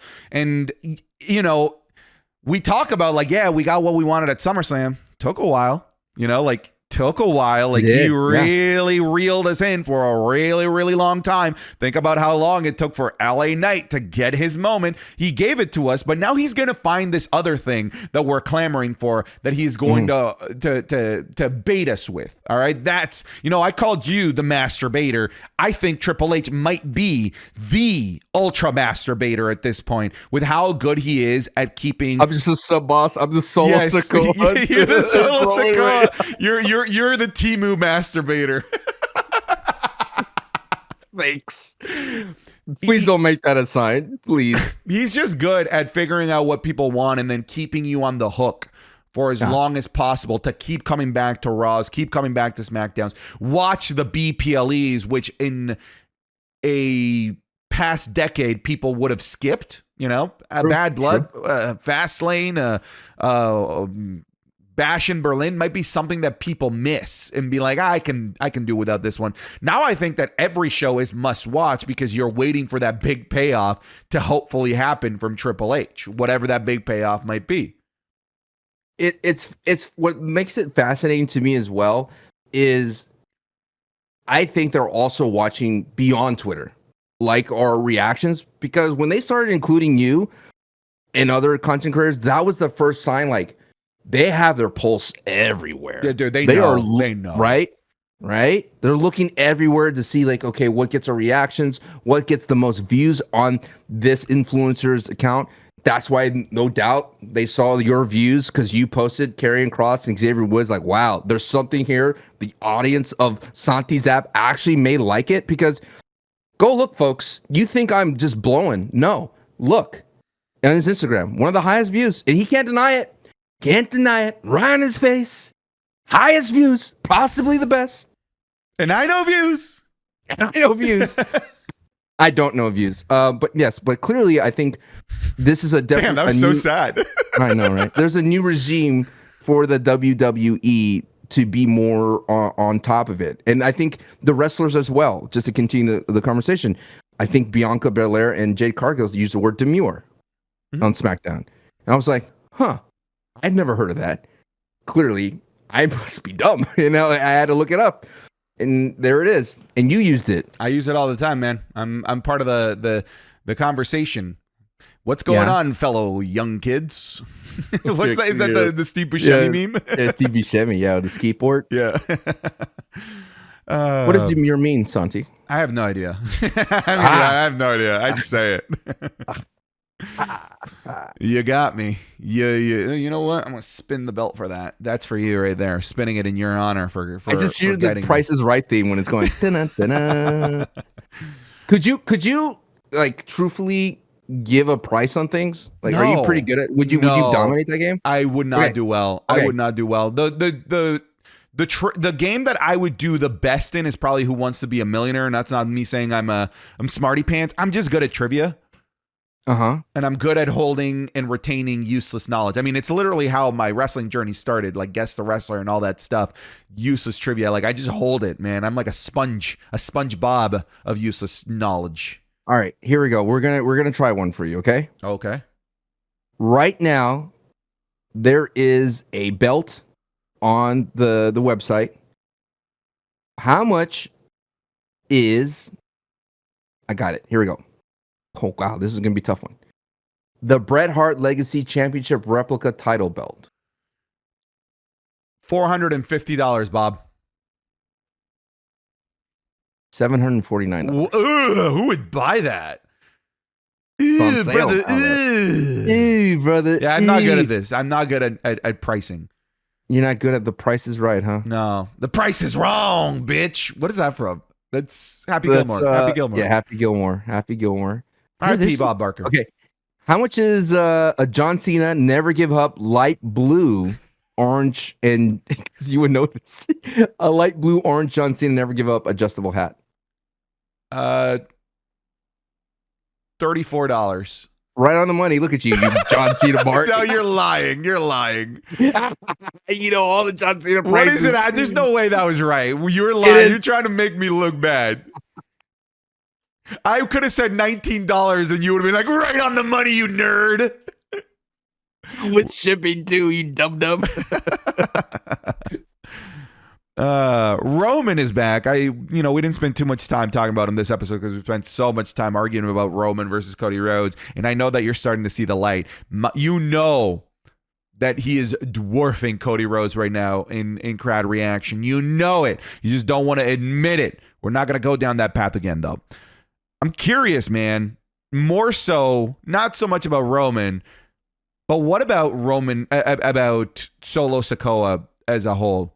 Since Roman left, he took up this mantle, this role.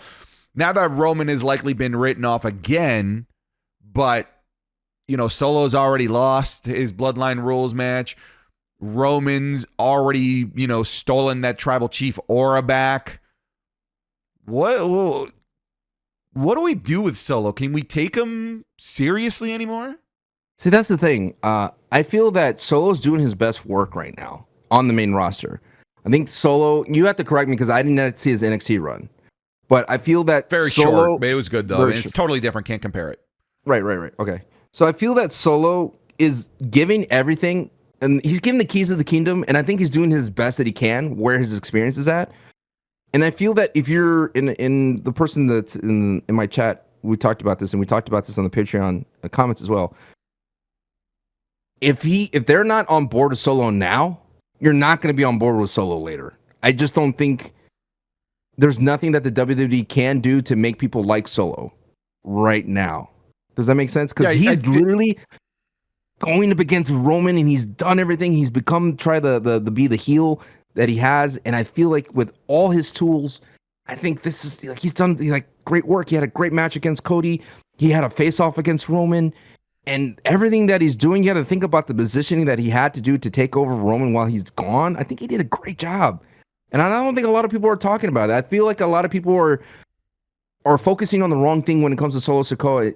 Yes, he's supposed to be a Team U bloodline leader, tribal chief cosplay, right? He gets ragged for that. That's what he's supposed to do. But I think he's performed his role quite well. And I feel like we should give him his flowers.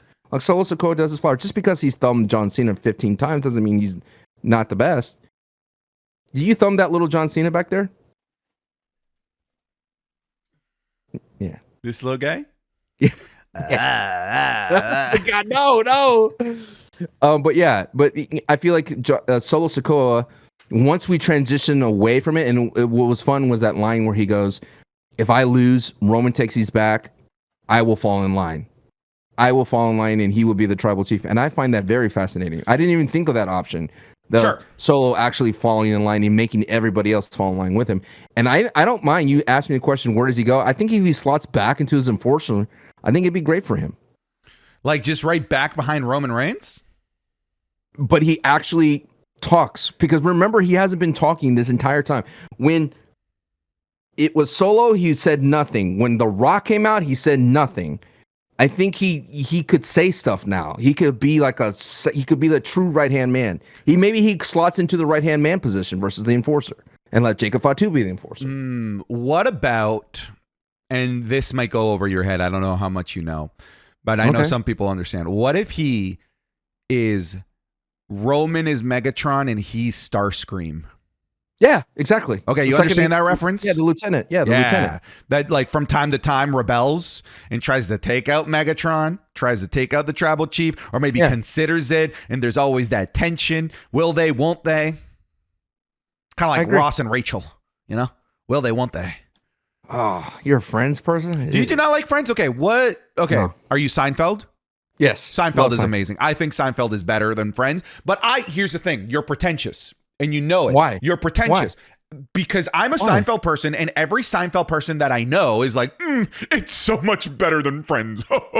Friends is lowbrow humor. Friends is low hanging fruit. It's not like my Seinfeld. My Seinfeld is so smart and witty. That's what No, that's what that's no, wait, don't that's put what you words in my do. mouth. That is what you do. I know Well, Seinfeld people. I know Seinfeld people. may I speak on this You subject? you may speak. Wait, what's your point? What's your point? Hit your point, and then I'll. My point is that Seinfeld people are pretentious and think that nothing is anything as good as Seinfeld. And because it doesn't reach Seinfeld levels, they automatically think that it's trash. It's like the person that's got $1 billion that says, you only have 10 million? You poor, pathetic loser. That's what Seinfeld people are. And I know people listening right now are agreeing. Around the world, they agree with me. They say, Santi, you got the best thoughts. You got the best ideas. So wait, so is Seinfeld the Stone Cold or Hulk Hogan of wrestling? It's the Stone Cold. I feel like it's the best sitcom. But just because it's the best doesn't mean the other sitcoms are bad. And that's what Seinfeld people do. No, I feel that Friends, the reason why it's not as good as Seinfeld is because it hasn't aged well. No, but it's aged very poorly. I want to quote you. You said, ew, like Friends? Yes, because it hasn't aged well. When you compare it to Seinfeld, it has aged beautifully. I just literally watched the parking garage episode, and that episode still holds up to this day because it's hilarious that they lost their car in the parking garage. You have Kramer walking around with the air conditioning unit, and then you have the guys like, we need to pee. I don't know where to pee. I got to figure it out. And then Kramer's like, just go ahead and pee. And then they both get in trouble by the security guard. Elaine has a goldfish in her hand, and she's like, I need to get out of this parking lot or this goldfish can die. And at the very end, what happens? The goldfish dies, and the car doesn't start. Like, come on, dude. Dude, I love you. You don't have to sell me on Seinfeld. I'm just saying you don't need to trash the other shows. Is John Cena the Friends of the world? No. Who is John Cena? John Cena is the Modern Family. No. Yeah, he's the Modern Family. Yeah, he is. Because Modern Family is Seinfeld for the younger generation. Dog, I haven't seen a rerun of Modern Family in days. Okay, fair enough, but like it's not in that's okay. Hang on, because it's not a rerun show; it's a stream era show. It's consumed different. It's a highly streamed show. Okay, so what kind of show is? Let's see, The Rock then. The Office. Very, very good. Very, very good. Didn't stay long enough. You know, once we lost Michael Scott, once we lost The Rock to Hollywood, it's just not the same. Hear me out. Okay. Breaking Bad, Edge. On this day. Right? Yeah, but we're talking about sitcoms. Now you've changed everything. It's a television show. Oh, well, now if we're going television shows, then okay, all right. John Cena is the Super Bowl. I can't with you. You changed. You literally moved the post, so I'm moving them even further. I can't with you. You could have said any kind of television show. You could have said the Law and Order, right? John Cena's the Law and Order procedural television show. It's going to deliver. May not be the best, may not hit all the highs, but it's going to be a good, fun time at the end of the episode. All right, no, I'll give you a real one. All right, give me a real one. John Cena's Dexter. Because hang on. It's really good. Won a ton of awards. It was awesome. Then towards the end, you're like, all right, where he's starting to fizzle out. And even though Dexter is done, people are still wanting them to do more Dexter, bring back that character, do it again. And that's going to be Dexter's final run. That's going to be John Cena's final run. Is The Undertaker Game of Thrones? Ooh. Game of Thrones just ended so badly. And so did Taker's career, frankly, with terrible matches. You might be onto something. It might be Game of Thrones. He might be Game of Thrones. I think the last one that's going to be the hardest one. I think at the end of the day, it's odd to me that there's people out there that don't know that Triple H was a wrestler. There will be, I would say they're going to know him more as the Booker. 10 more years and more people will know him as the Booker than the wrestler. I bet 10 more years that'll be the case. But what would be the stronger legacy? in the run of Triple H? Because we started this topic off kind of with Triple H and Twitter. Is it going to be the Triple H impact as a wrestler, the game, or is going to be Triple H, the chief creative officer? I think it's going to be the chief creative officer. I think that's going to be because as the wrestler, obviously he's amazing, legend, Hall of Famer, DX, but right? he wasn't ever the guy. Right? I feel like that's a fair statement. There was always a Stone Cold. There was always The Rock. There was a Cena. There was a Shawn Michaels. There was a Roman Reigns. He was never like the guy that the product was like fully built around. Yeah, there was the Reign of Terror in Monday Night Raw in the early 2000s, but eventually superseded by a Batista. There was always somebody else because he was the heel, and the heel is always the guy that you use as the guy to elevate the top babyface. But I do believe that his legacy will be more impactful as the booker of the WWE, the guy that steered the direction of the WWE to become the awesome product that it is, the guy that helped land all of these major deals that could fundamentally change how wrestling is consumed, like Netflix, the guy that's making all of these deals with social media stars, with celebrities in a way that doesn't feel like a bastardization of the product, but an enhancement of the product. I think that that's how Triple H is going to be. That's the bigger legacy of the two. I'm trying to figure out what television show is Triple H. This is going to be a tough one. Is there a show where the remake was better? Okay, for my anime nerds, Full Metal Alchemist. You know, Full Metal Alchemist came out, and then Full Metal Alchemist Brotherhood came out like 8 years later, and it was so much better than the original, even though the original is good. But then Brotherhood, the one that came out like 8 years later, was 1,000 times better. Every anime nerd's going like, "Oh my God, Santi, you're so right." Guarantee it. Promise you. I know anime nerds. I'm an anime nerd, and I know them. I mean, I did like Mad Men, but I mean, they're not going to redo it. Mad Men was really solid. Not a lot of people talk about Mad Men. It has to be a show. Ooh, he might be Breaking Bad. All right. You know, he's got Breaking Bad, and then all of a sudden you can't top this. And then they come out with Better Call Saul, and you're like, damn, now I have to be like, what's better, Better Call Saul or Breaking Bad? I think that's it. Okay, there it is. God, you're good. Thank you. That was impressive. That was. I mean, you could have said cheers to Frasier, though. Oh, Frasier sucks. Frasier sucks, man. It's so unfunny. I hate Frasier. I loves Frasier. It's her like comfort food show when she's sick. It's not good. It's not funny. No, I'm not ever telling that to my wife. I'm just gonna watch it. I'm gonna watch it. You know, it's on. I'm just gonna sit down, pull out the phone. You know, that's fair. And watch something else that isn't bum ass Frasier, lame ass Frasier, boring ass Frasier. I hate Kelsey Grammer. Dude, he sucks. I don't like him. He was the beast in X-Men. That's how lucky the people, like the kids of this generation in MCU, we had to deal with Fox X-Men, and Kelsey Grammer was our beast. He was not a bad beast. He was pretty solid. He was all right.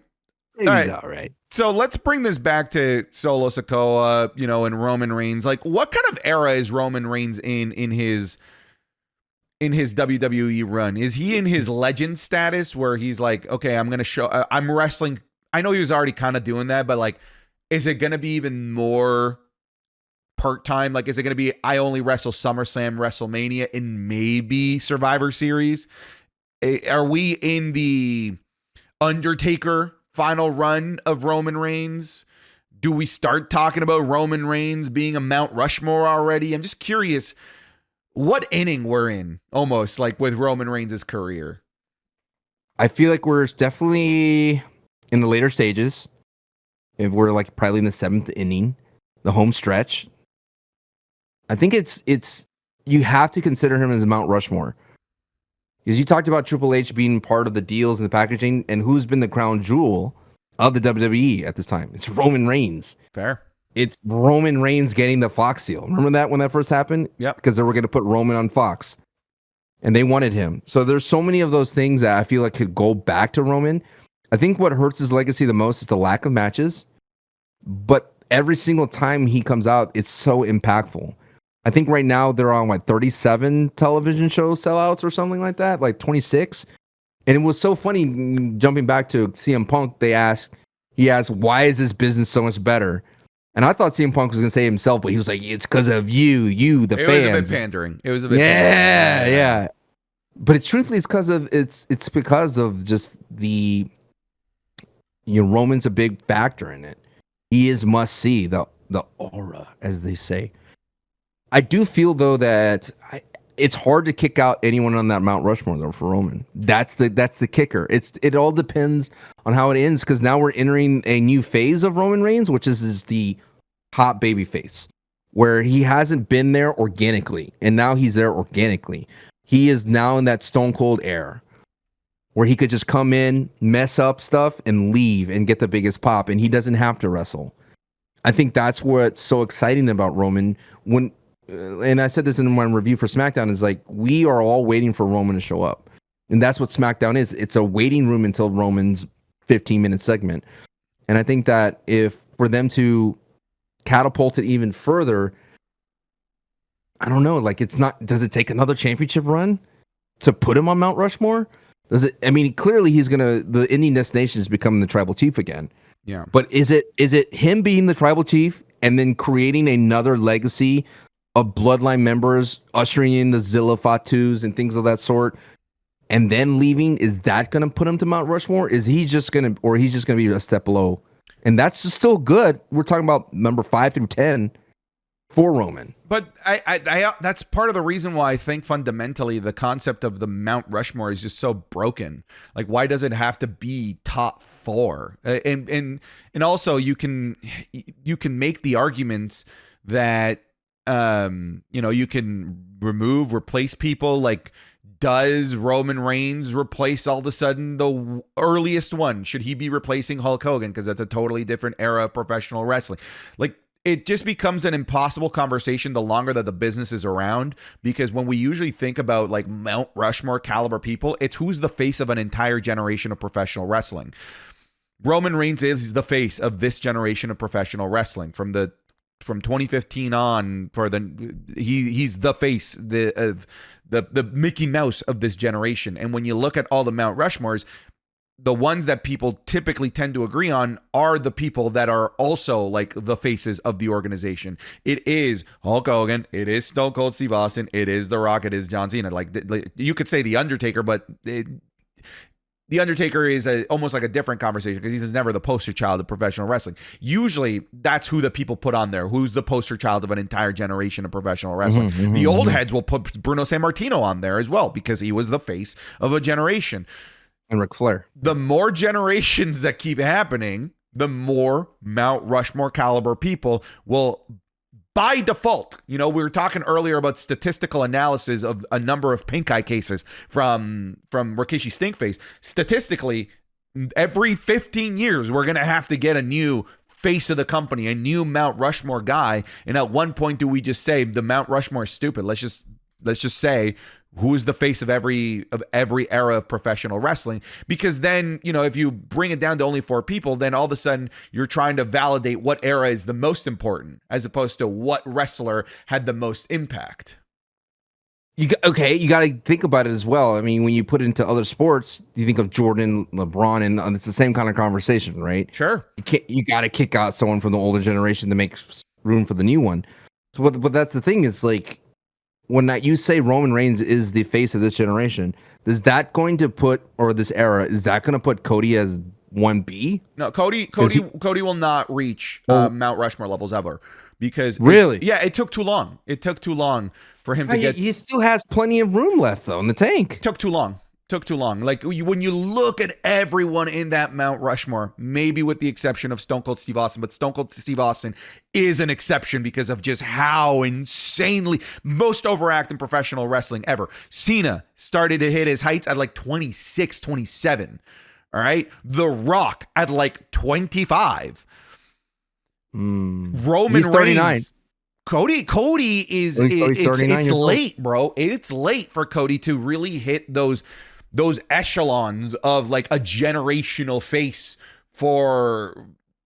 unless he goes into his 50s being this over.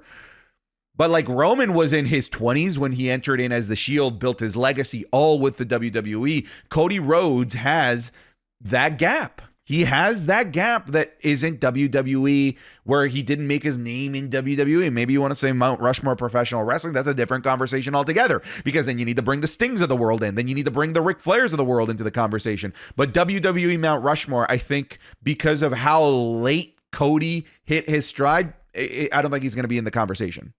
Okay, just to put it in perspective, Randy Orton is 44 now.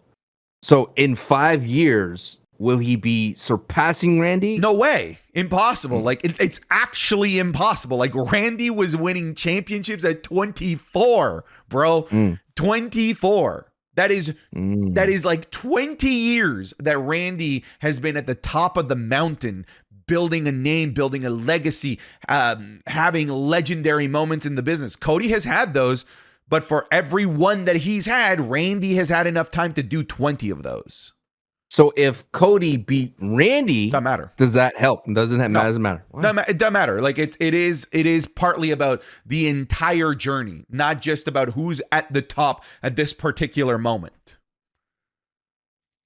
And just so much of that journey for Cody Rhodes is just not with WWE. A huge chunk of his main event journey is not with WWE. So I think it's too late at this point for Cody to earn that legendary Mount Rushmore status, if I were to say. So on the flip side, Bronson Reed's 35 years old. What's the ceiling for Bronson here? This dude came out of nowhere.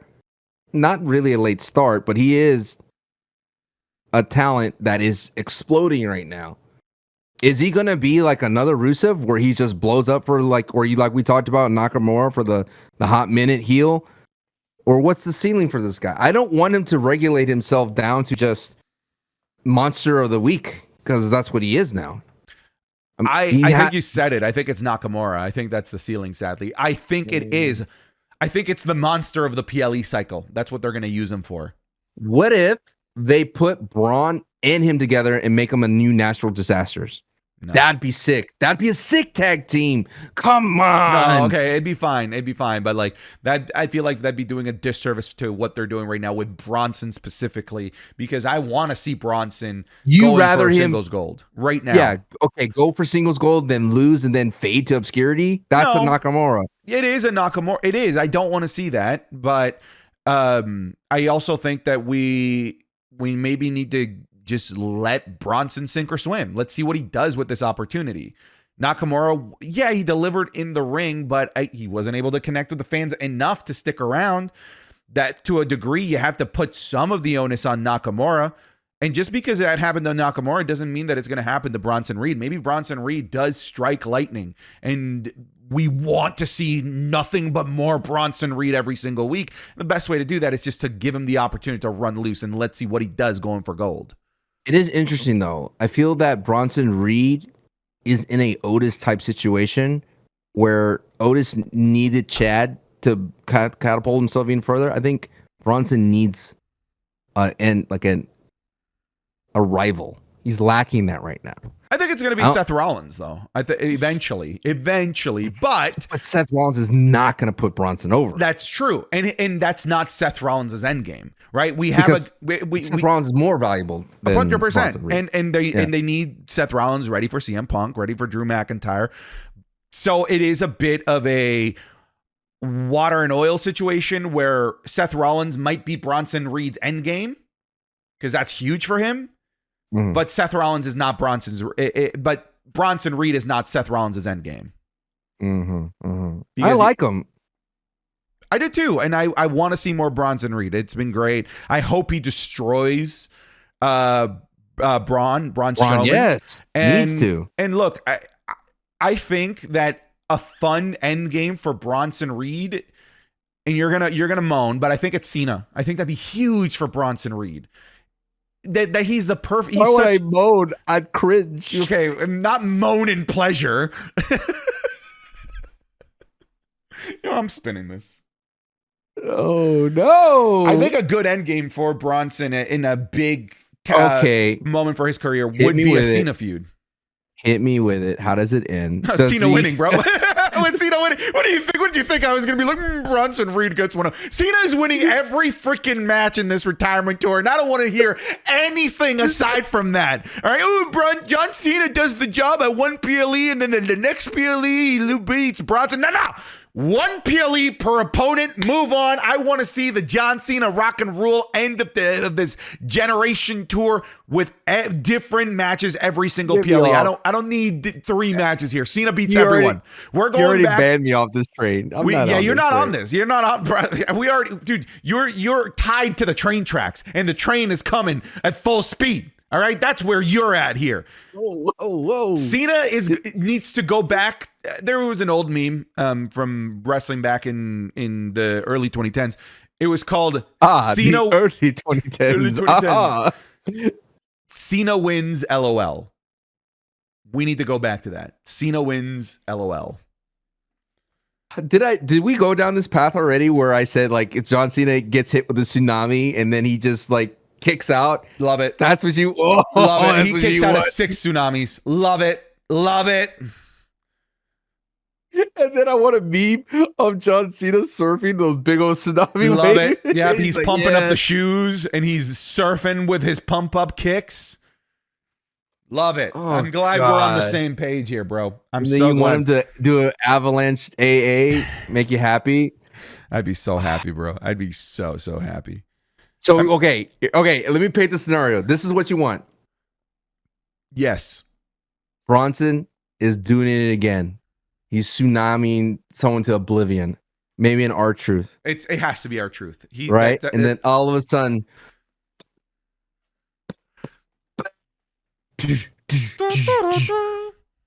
yes, love it. Loving this so far. Catches Bronson. Love it. He squats him 10 times. Wow. Love it. Picks him up, does it again. I just see the anime, the version is like, and then you go like, Yes. Jeez. But what's wrong with you? It should be saving R-Truth. That's why I thought it was going this way.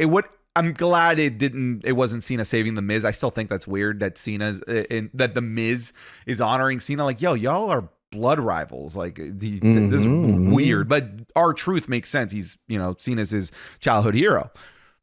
I'd like for that to happen. Give me also in this final run, R-Truth and Cena as tag team champions. Give it all to me. Dude, it's only 32 appearances. I want Cena to win the Ulafala. I want Cena to become the tribal chief. Do you understand? This is what I want. Give me what I want. So disgusting, dude. How can you go to bed at night? Did you ever have a John Cena poster? Of course. Which one? Hustle, loyalty, respect, classic. The Pib one, the Paps one?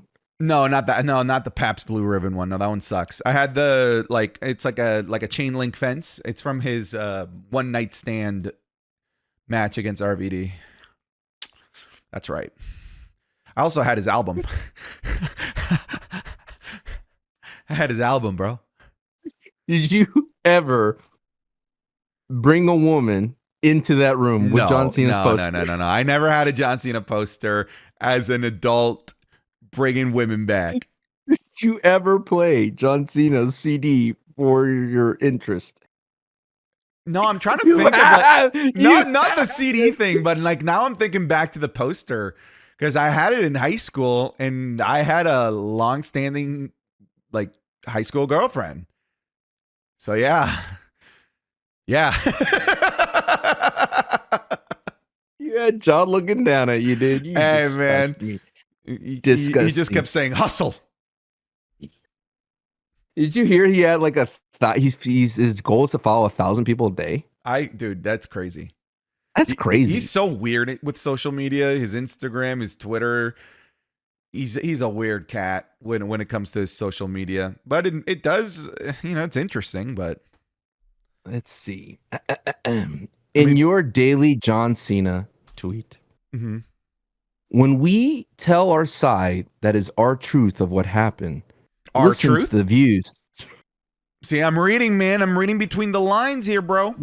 Listen to the views of others with the passion that you deliver your truth. Your truth.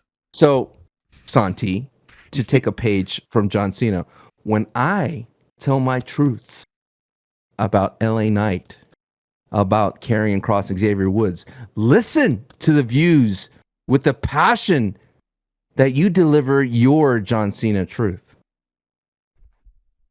You should learn from your man. Ladies and gentlemen, it's about the end of the podcast. It is time for the new Heat order, which is going to be the thing that the buzz that excites us, the wrestlers that we want to see in the next show. If they're not on the show, they're automatically disqualified. And this is a thing that we don't judge based on talents. It's not based on how great they are, if they're on Mount Rushmore. This is all about what they do in the ring and promos and fun vignettes. Here's your list of the new Heat order according to our fancy graphics. Number 1, Roman Reigns. Number 2, Dom and Liv. Number 3, the Terror Twins. Number 4, Bronson Reed. Number 5, Drew McIntyre. Number 6, CM Punk. Number 7, LA Knight. Number 8, Cody Rhodes. Number 9, Randy Orton.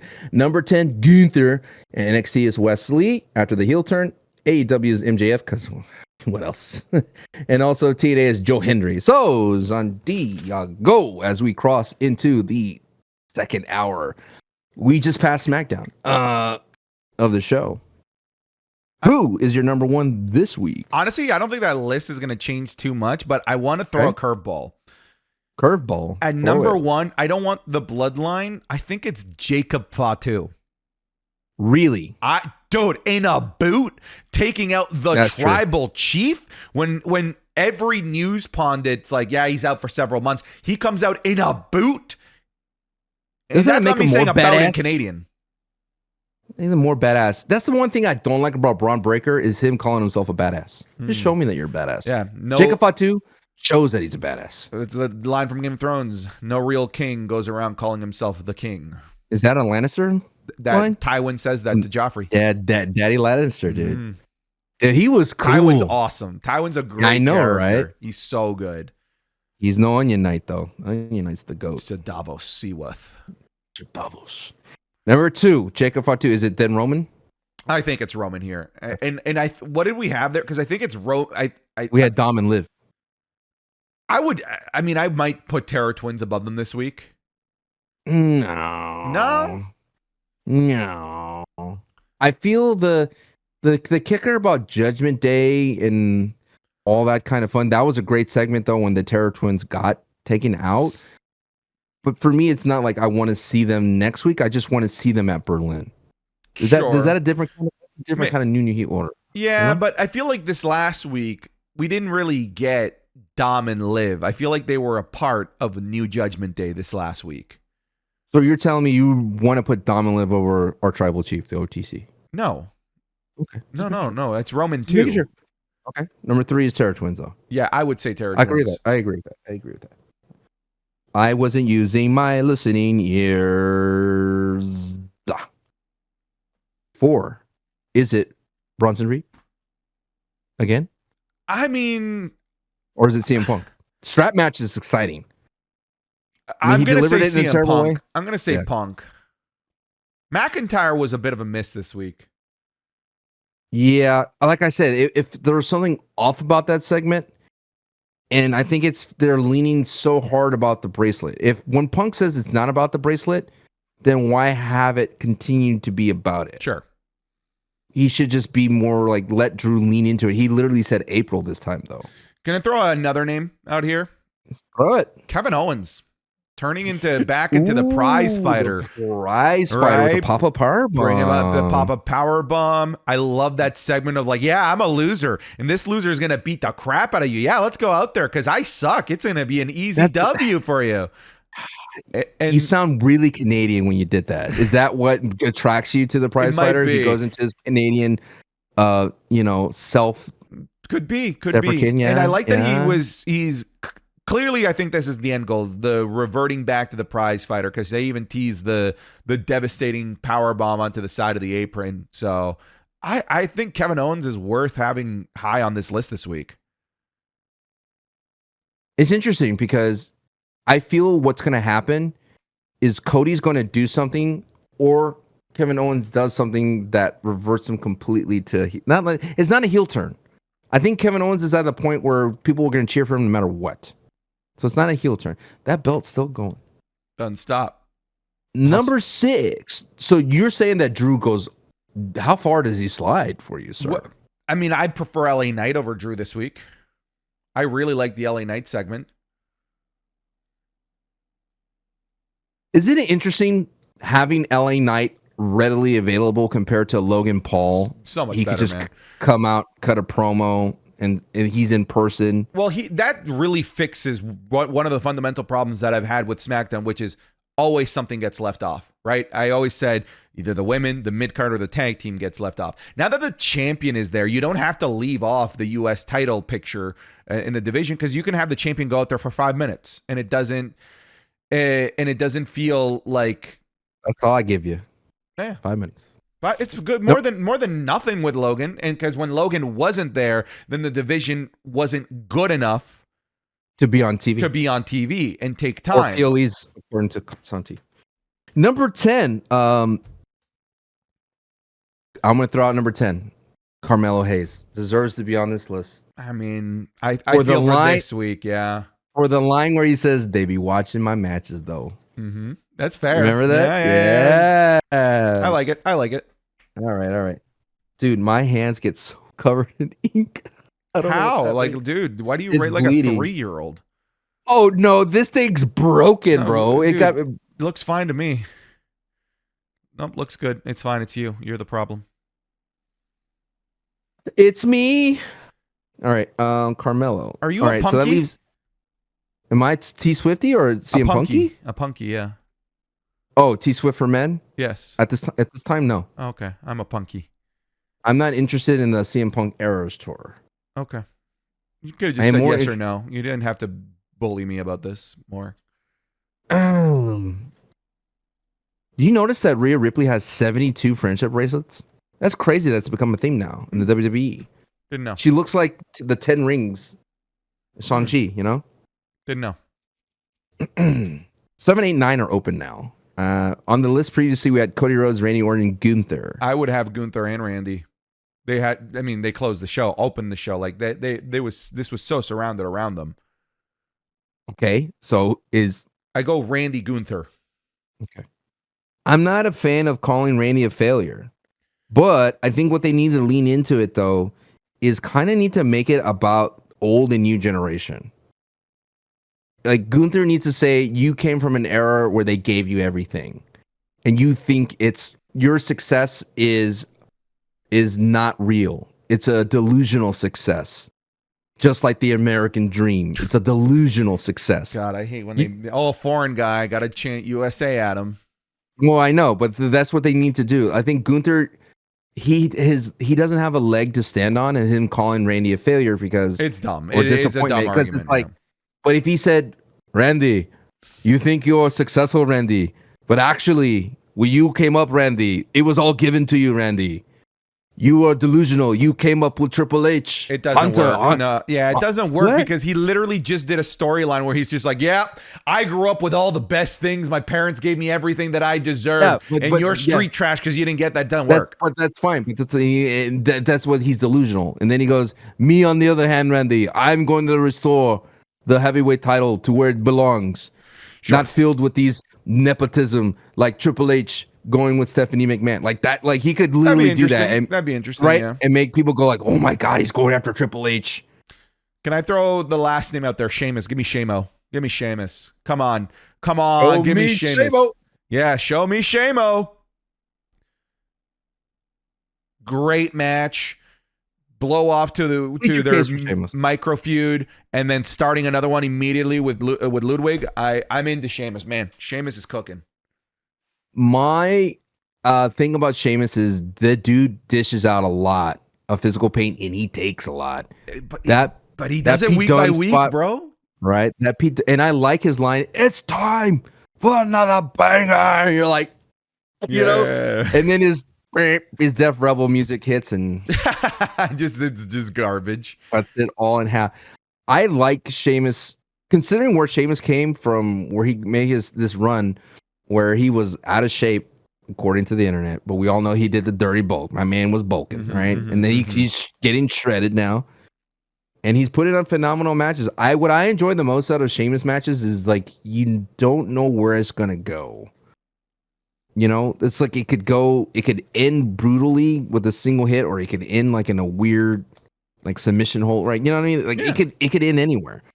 And Sheamus is the kind of guy that his wins are not guaranteed, and that's what I like about most about Sheamus, because he could lose. Yeah, he could lose. I'm loving this era of Shamo.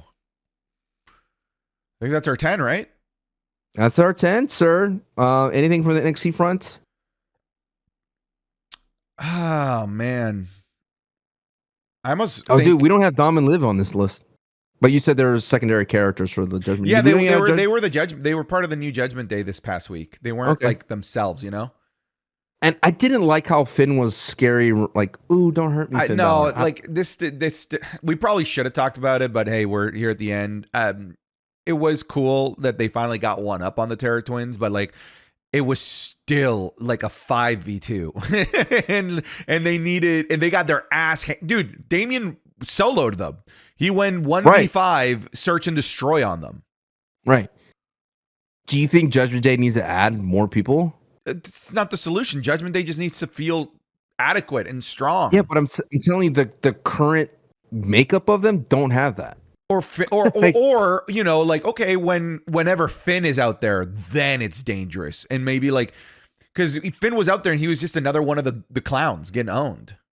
It reminds me of Solo Sikoa becoming tribal chief, because he would take a bump. They're like, why are you doing this? You're supposed to be the boss. Yeah. Maybe they do add somebody. I mean, they need to add an enforcer. Yeah.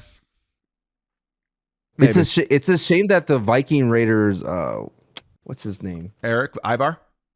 Ivar's out, dude. Because he would be a really cool enforcer for them. Yeah, I think that'd be neat. NXT though, I'm gonna go with Ethan Page.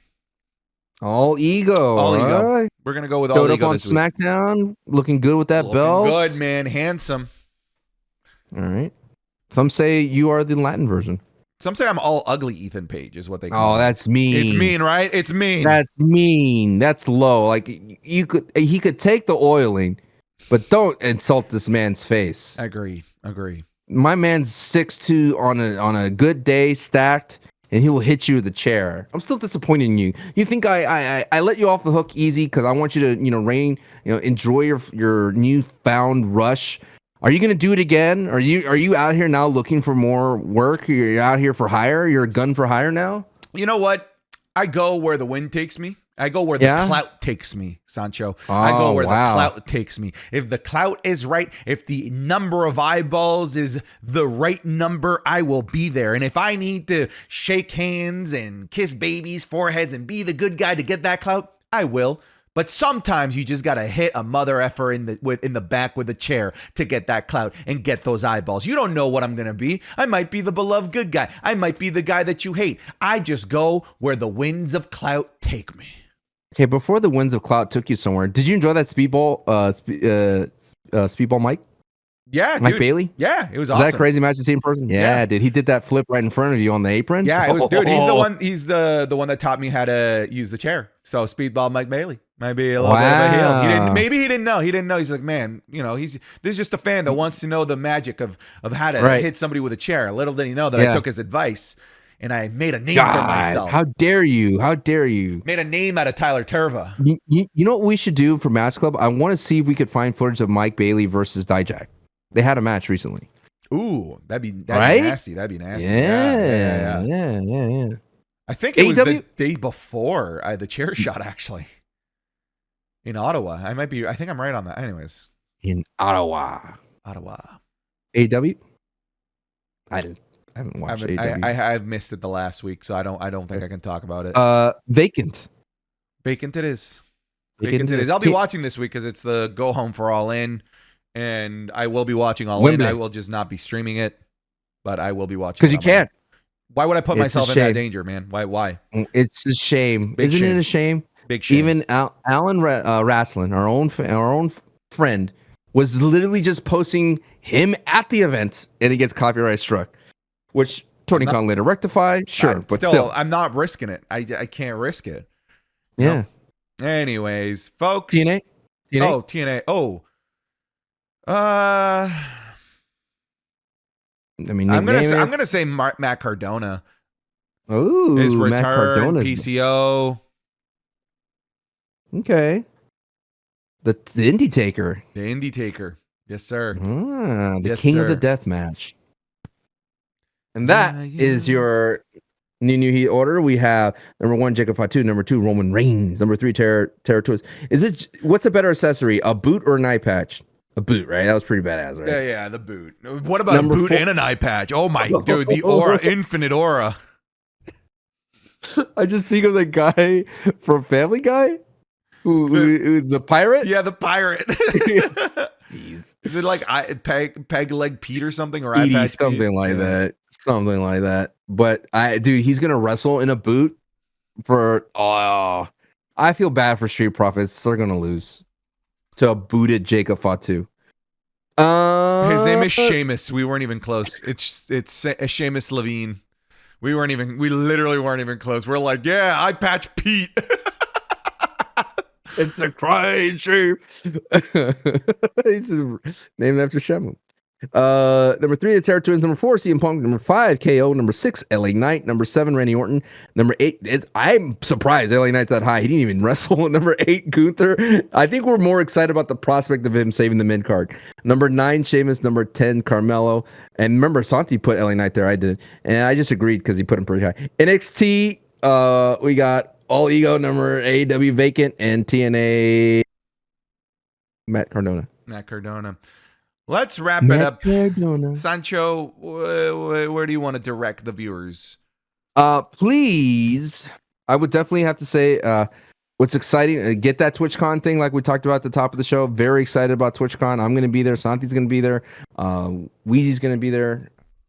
And Conman's going to be there. And forgive the other 2 content creators. My bad. Please support that. And as well, the bounty. Get those bounties going in. Get those clips. And please make sure you can verify that it was you that created the content and post it. Get 250K. That's exciting. And yeah, man, another week in the beaks. Yes, sir. Oh, follow me on Twitch on Sancho West. I want to see you there. And say not allowed. And if you say not allowed, then I know you're a real one. Ugh. You know what that means, Santi? Don't care. Not allowed? I'm good. You don't need to tell me. Yeah. Oh, it means you're not allowed. Clearly, I don't think you know. You're not allowed on the Xavier Woods. Is that what it is? Kofi Kingston. Yeah. Odyssey Jones in the Final Testament. You're just not allowed. Because when they start putting Scarlett in and your little loins get all excited to see Scarlett again talking, you're not allowed. Don't want to be on You're there. not allowed. Don't want to be on there. Don't want to be on it. You're not allowed. It's fine. I don't want to be on there anyway. They say that a chub can save us. All right, folks. Thank you so much for watching this episode of the Wrestling is Cool podcast. This podcast and everything that we do is made possible by the folks over at Patreon. Patreon.com/SantiZap. An extra special thank you goes out to those patrons at the $15 tier who are the producers of this show. So big shout out to !Santi's oiled up BBL. 0000 FU Santi. I'm first now. _ Nick Harvey. You idiot. Now you're second. Don't you feel dumb now, Nick Harvey? There's no one named BBL. Santi's BBL. 2022 Benjamin, Aaron Garcia, AC Big Mac, Adam McLeod, Adrian Jones, Akira Kemp, Alex Rigel, Alan Crockett, Andy Taylor, Anita Maxwin, Asher Mayota, Asperlitz, Ozzy Kingslayer, Austin Weaver, author L.M. Wittenhagen, Ben Calloway, Ben Davis, Barry, B. Hostile, Big Poppy Sasquatch, BK So Chill, Blake Kimball, Brady Keaton, Brandon Cannell, Braden Mazur, Brian Dardis, Bryce Burt, Caleb Lee, Callsign Caveman, Callum Wood, Cameron Noel, CB Chupapi, Chickpea Beans, Christian Bellick, Christian Ormsby, CM Puff, Colin Roach, Connor Williamson, Danny the Chat GF, Dar, did you know that I Crazy Dude is my favorite viewer, DJ Broadnax, DJS 8715, Drew Ashford, Dumsky, Eric, quote, Theory Gonzalez, Ethan Latch, Isatch, Lee Key Butthole, nice. Nice. Got me. Fish Reel, Fletcher Walpole, Forever Wrestling, Gamerscape, George Valdez, Gilbert Deans, GXA Man, Harley McClure, Troy McClure, Hassan Aziz, Hayden Thornton. I'm oiling up next week on the pod. It's a mista. I'm going. Oh, you are? No, I'm not. I'm going to nut in Santi's protein shake. Jackson. Oh, Conley, they are? apparently. Jacob Pena, Jacob Straffel, James Abel, James Brian Belugo, James Jeffers, Jassim Alcazar, Javier Arenas, Javier Rodriguez, Jalen Steele, Gene, Jeremy C. Moreau, Jesse, Joe Velez, Joe Diagidio. I will never say your name right. Jonathan Daly, Jordan Lynch, Joshua Warwick, Juan Verduzco, Judson Daniels, Juice Man Jeremy, Justin Perkins, not Jerkins, Caden Rivers, Candine, Kasu, Kuwaiti Rick Boogs, nice. Another one has joined the game. Lil Shifu, Yes. Liz, Manly Man, Manuel Marufo, Michael Dean, Michael Walter, Muhammad Albanai, Monte Moore, Nellen Zach, Nicholas Kyle, Nighthawk, Peach Mania, Phoenix, Prince Vegeta, Quintuple R. Rob, Rusty Red Rocket Robertson, Regan, Reaper God, Ricky Dutcher, Rocky B, Rodolfo Reyes, Riley, Santi, will you marry me? Quote, say yes. Saudi Rick Boogs, Scream Scott, Serenity, Seth, Shane, Sherry, Silver Football, Solo So Fat, they should call him a duo, Spencer Schnartz, Steven Rhodes, Stucky, Sugar Shane, Super Malachi Galaxy, Tanisha Jones again. You should double check that. The Gaming Freak YouTube, or don't. The Undertaker, the Joe Man 21, TM, Tobias Burnett, Tom Lehman, Trent Head, Trio Sokoa. What?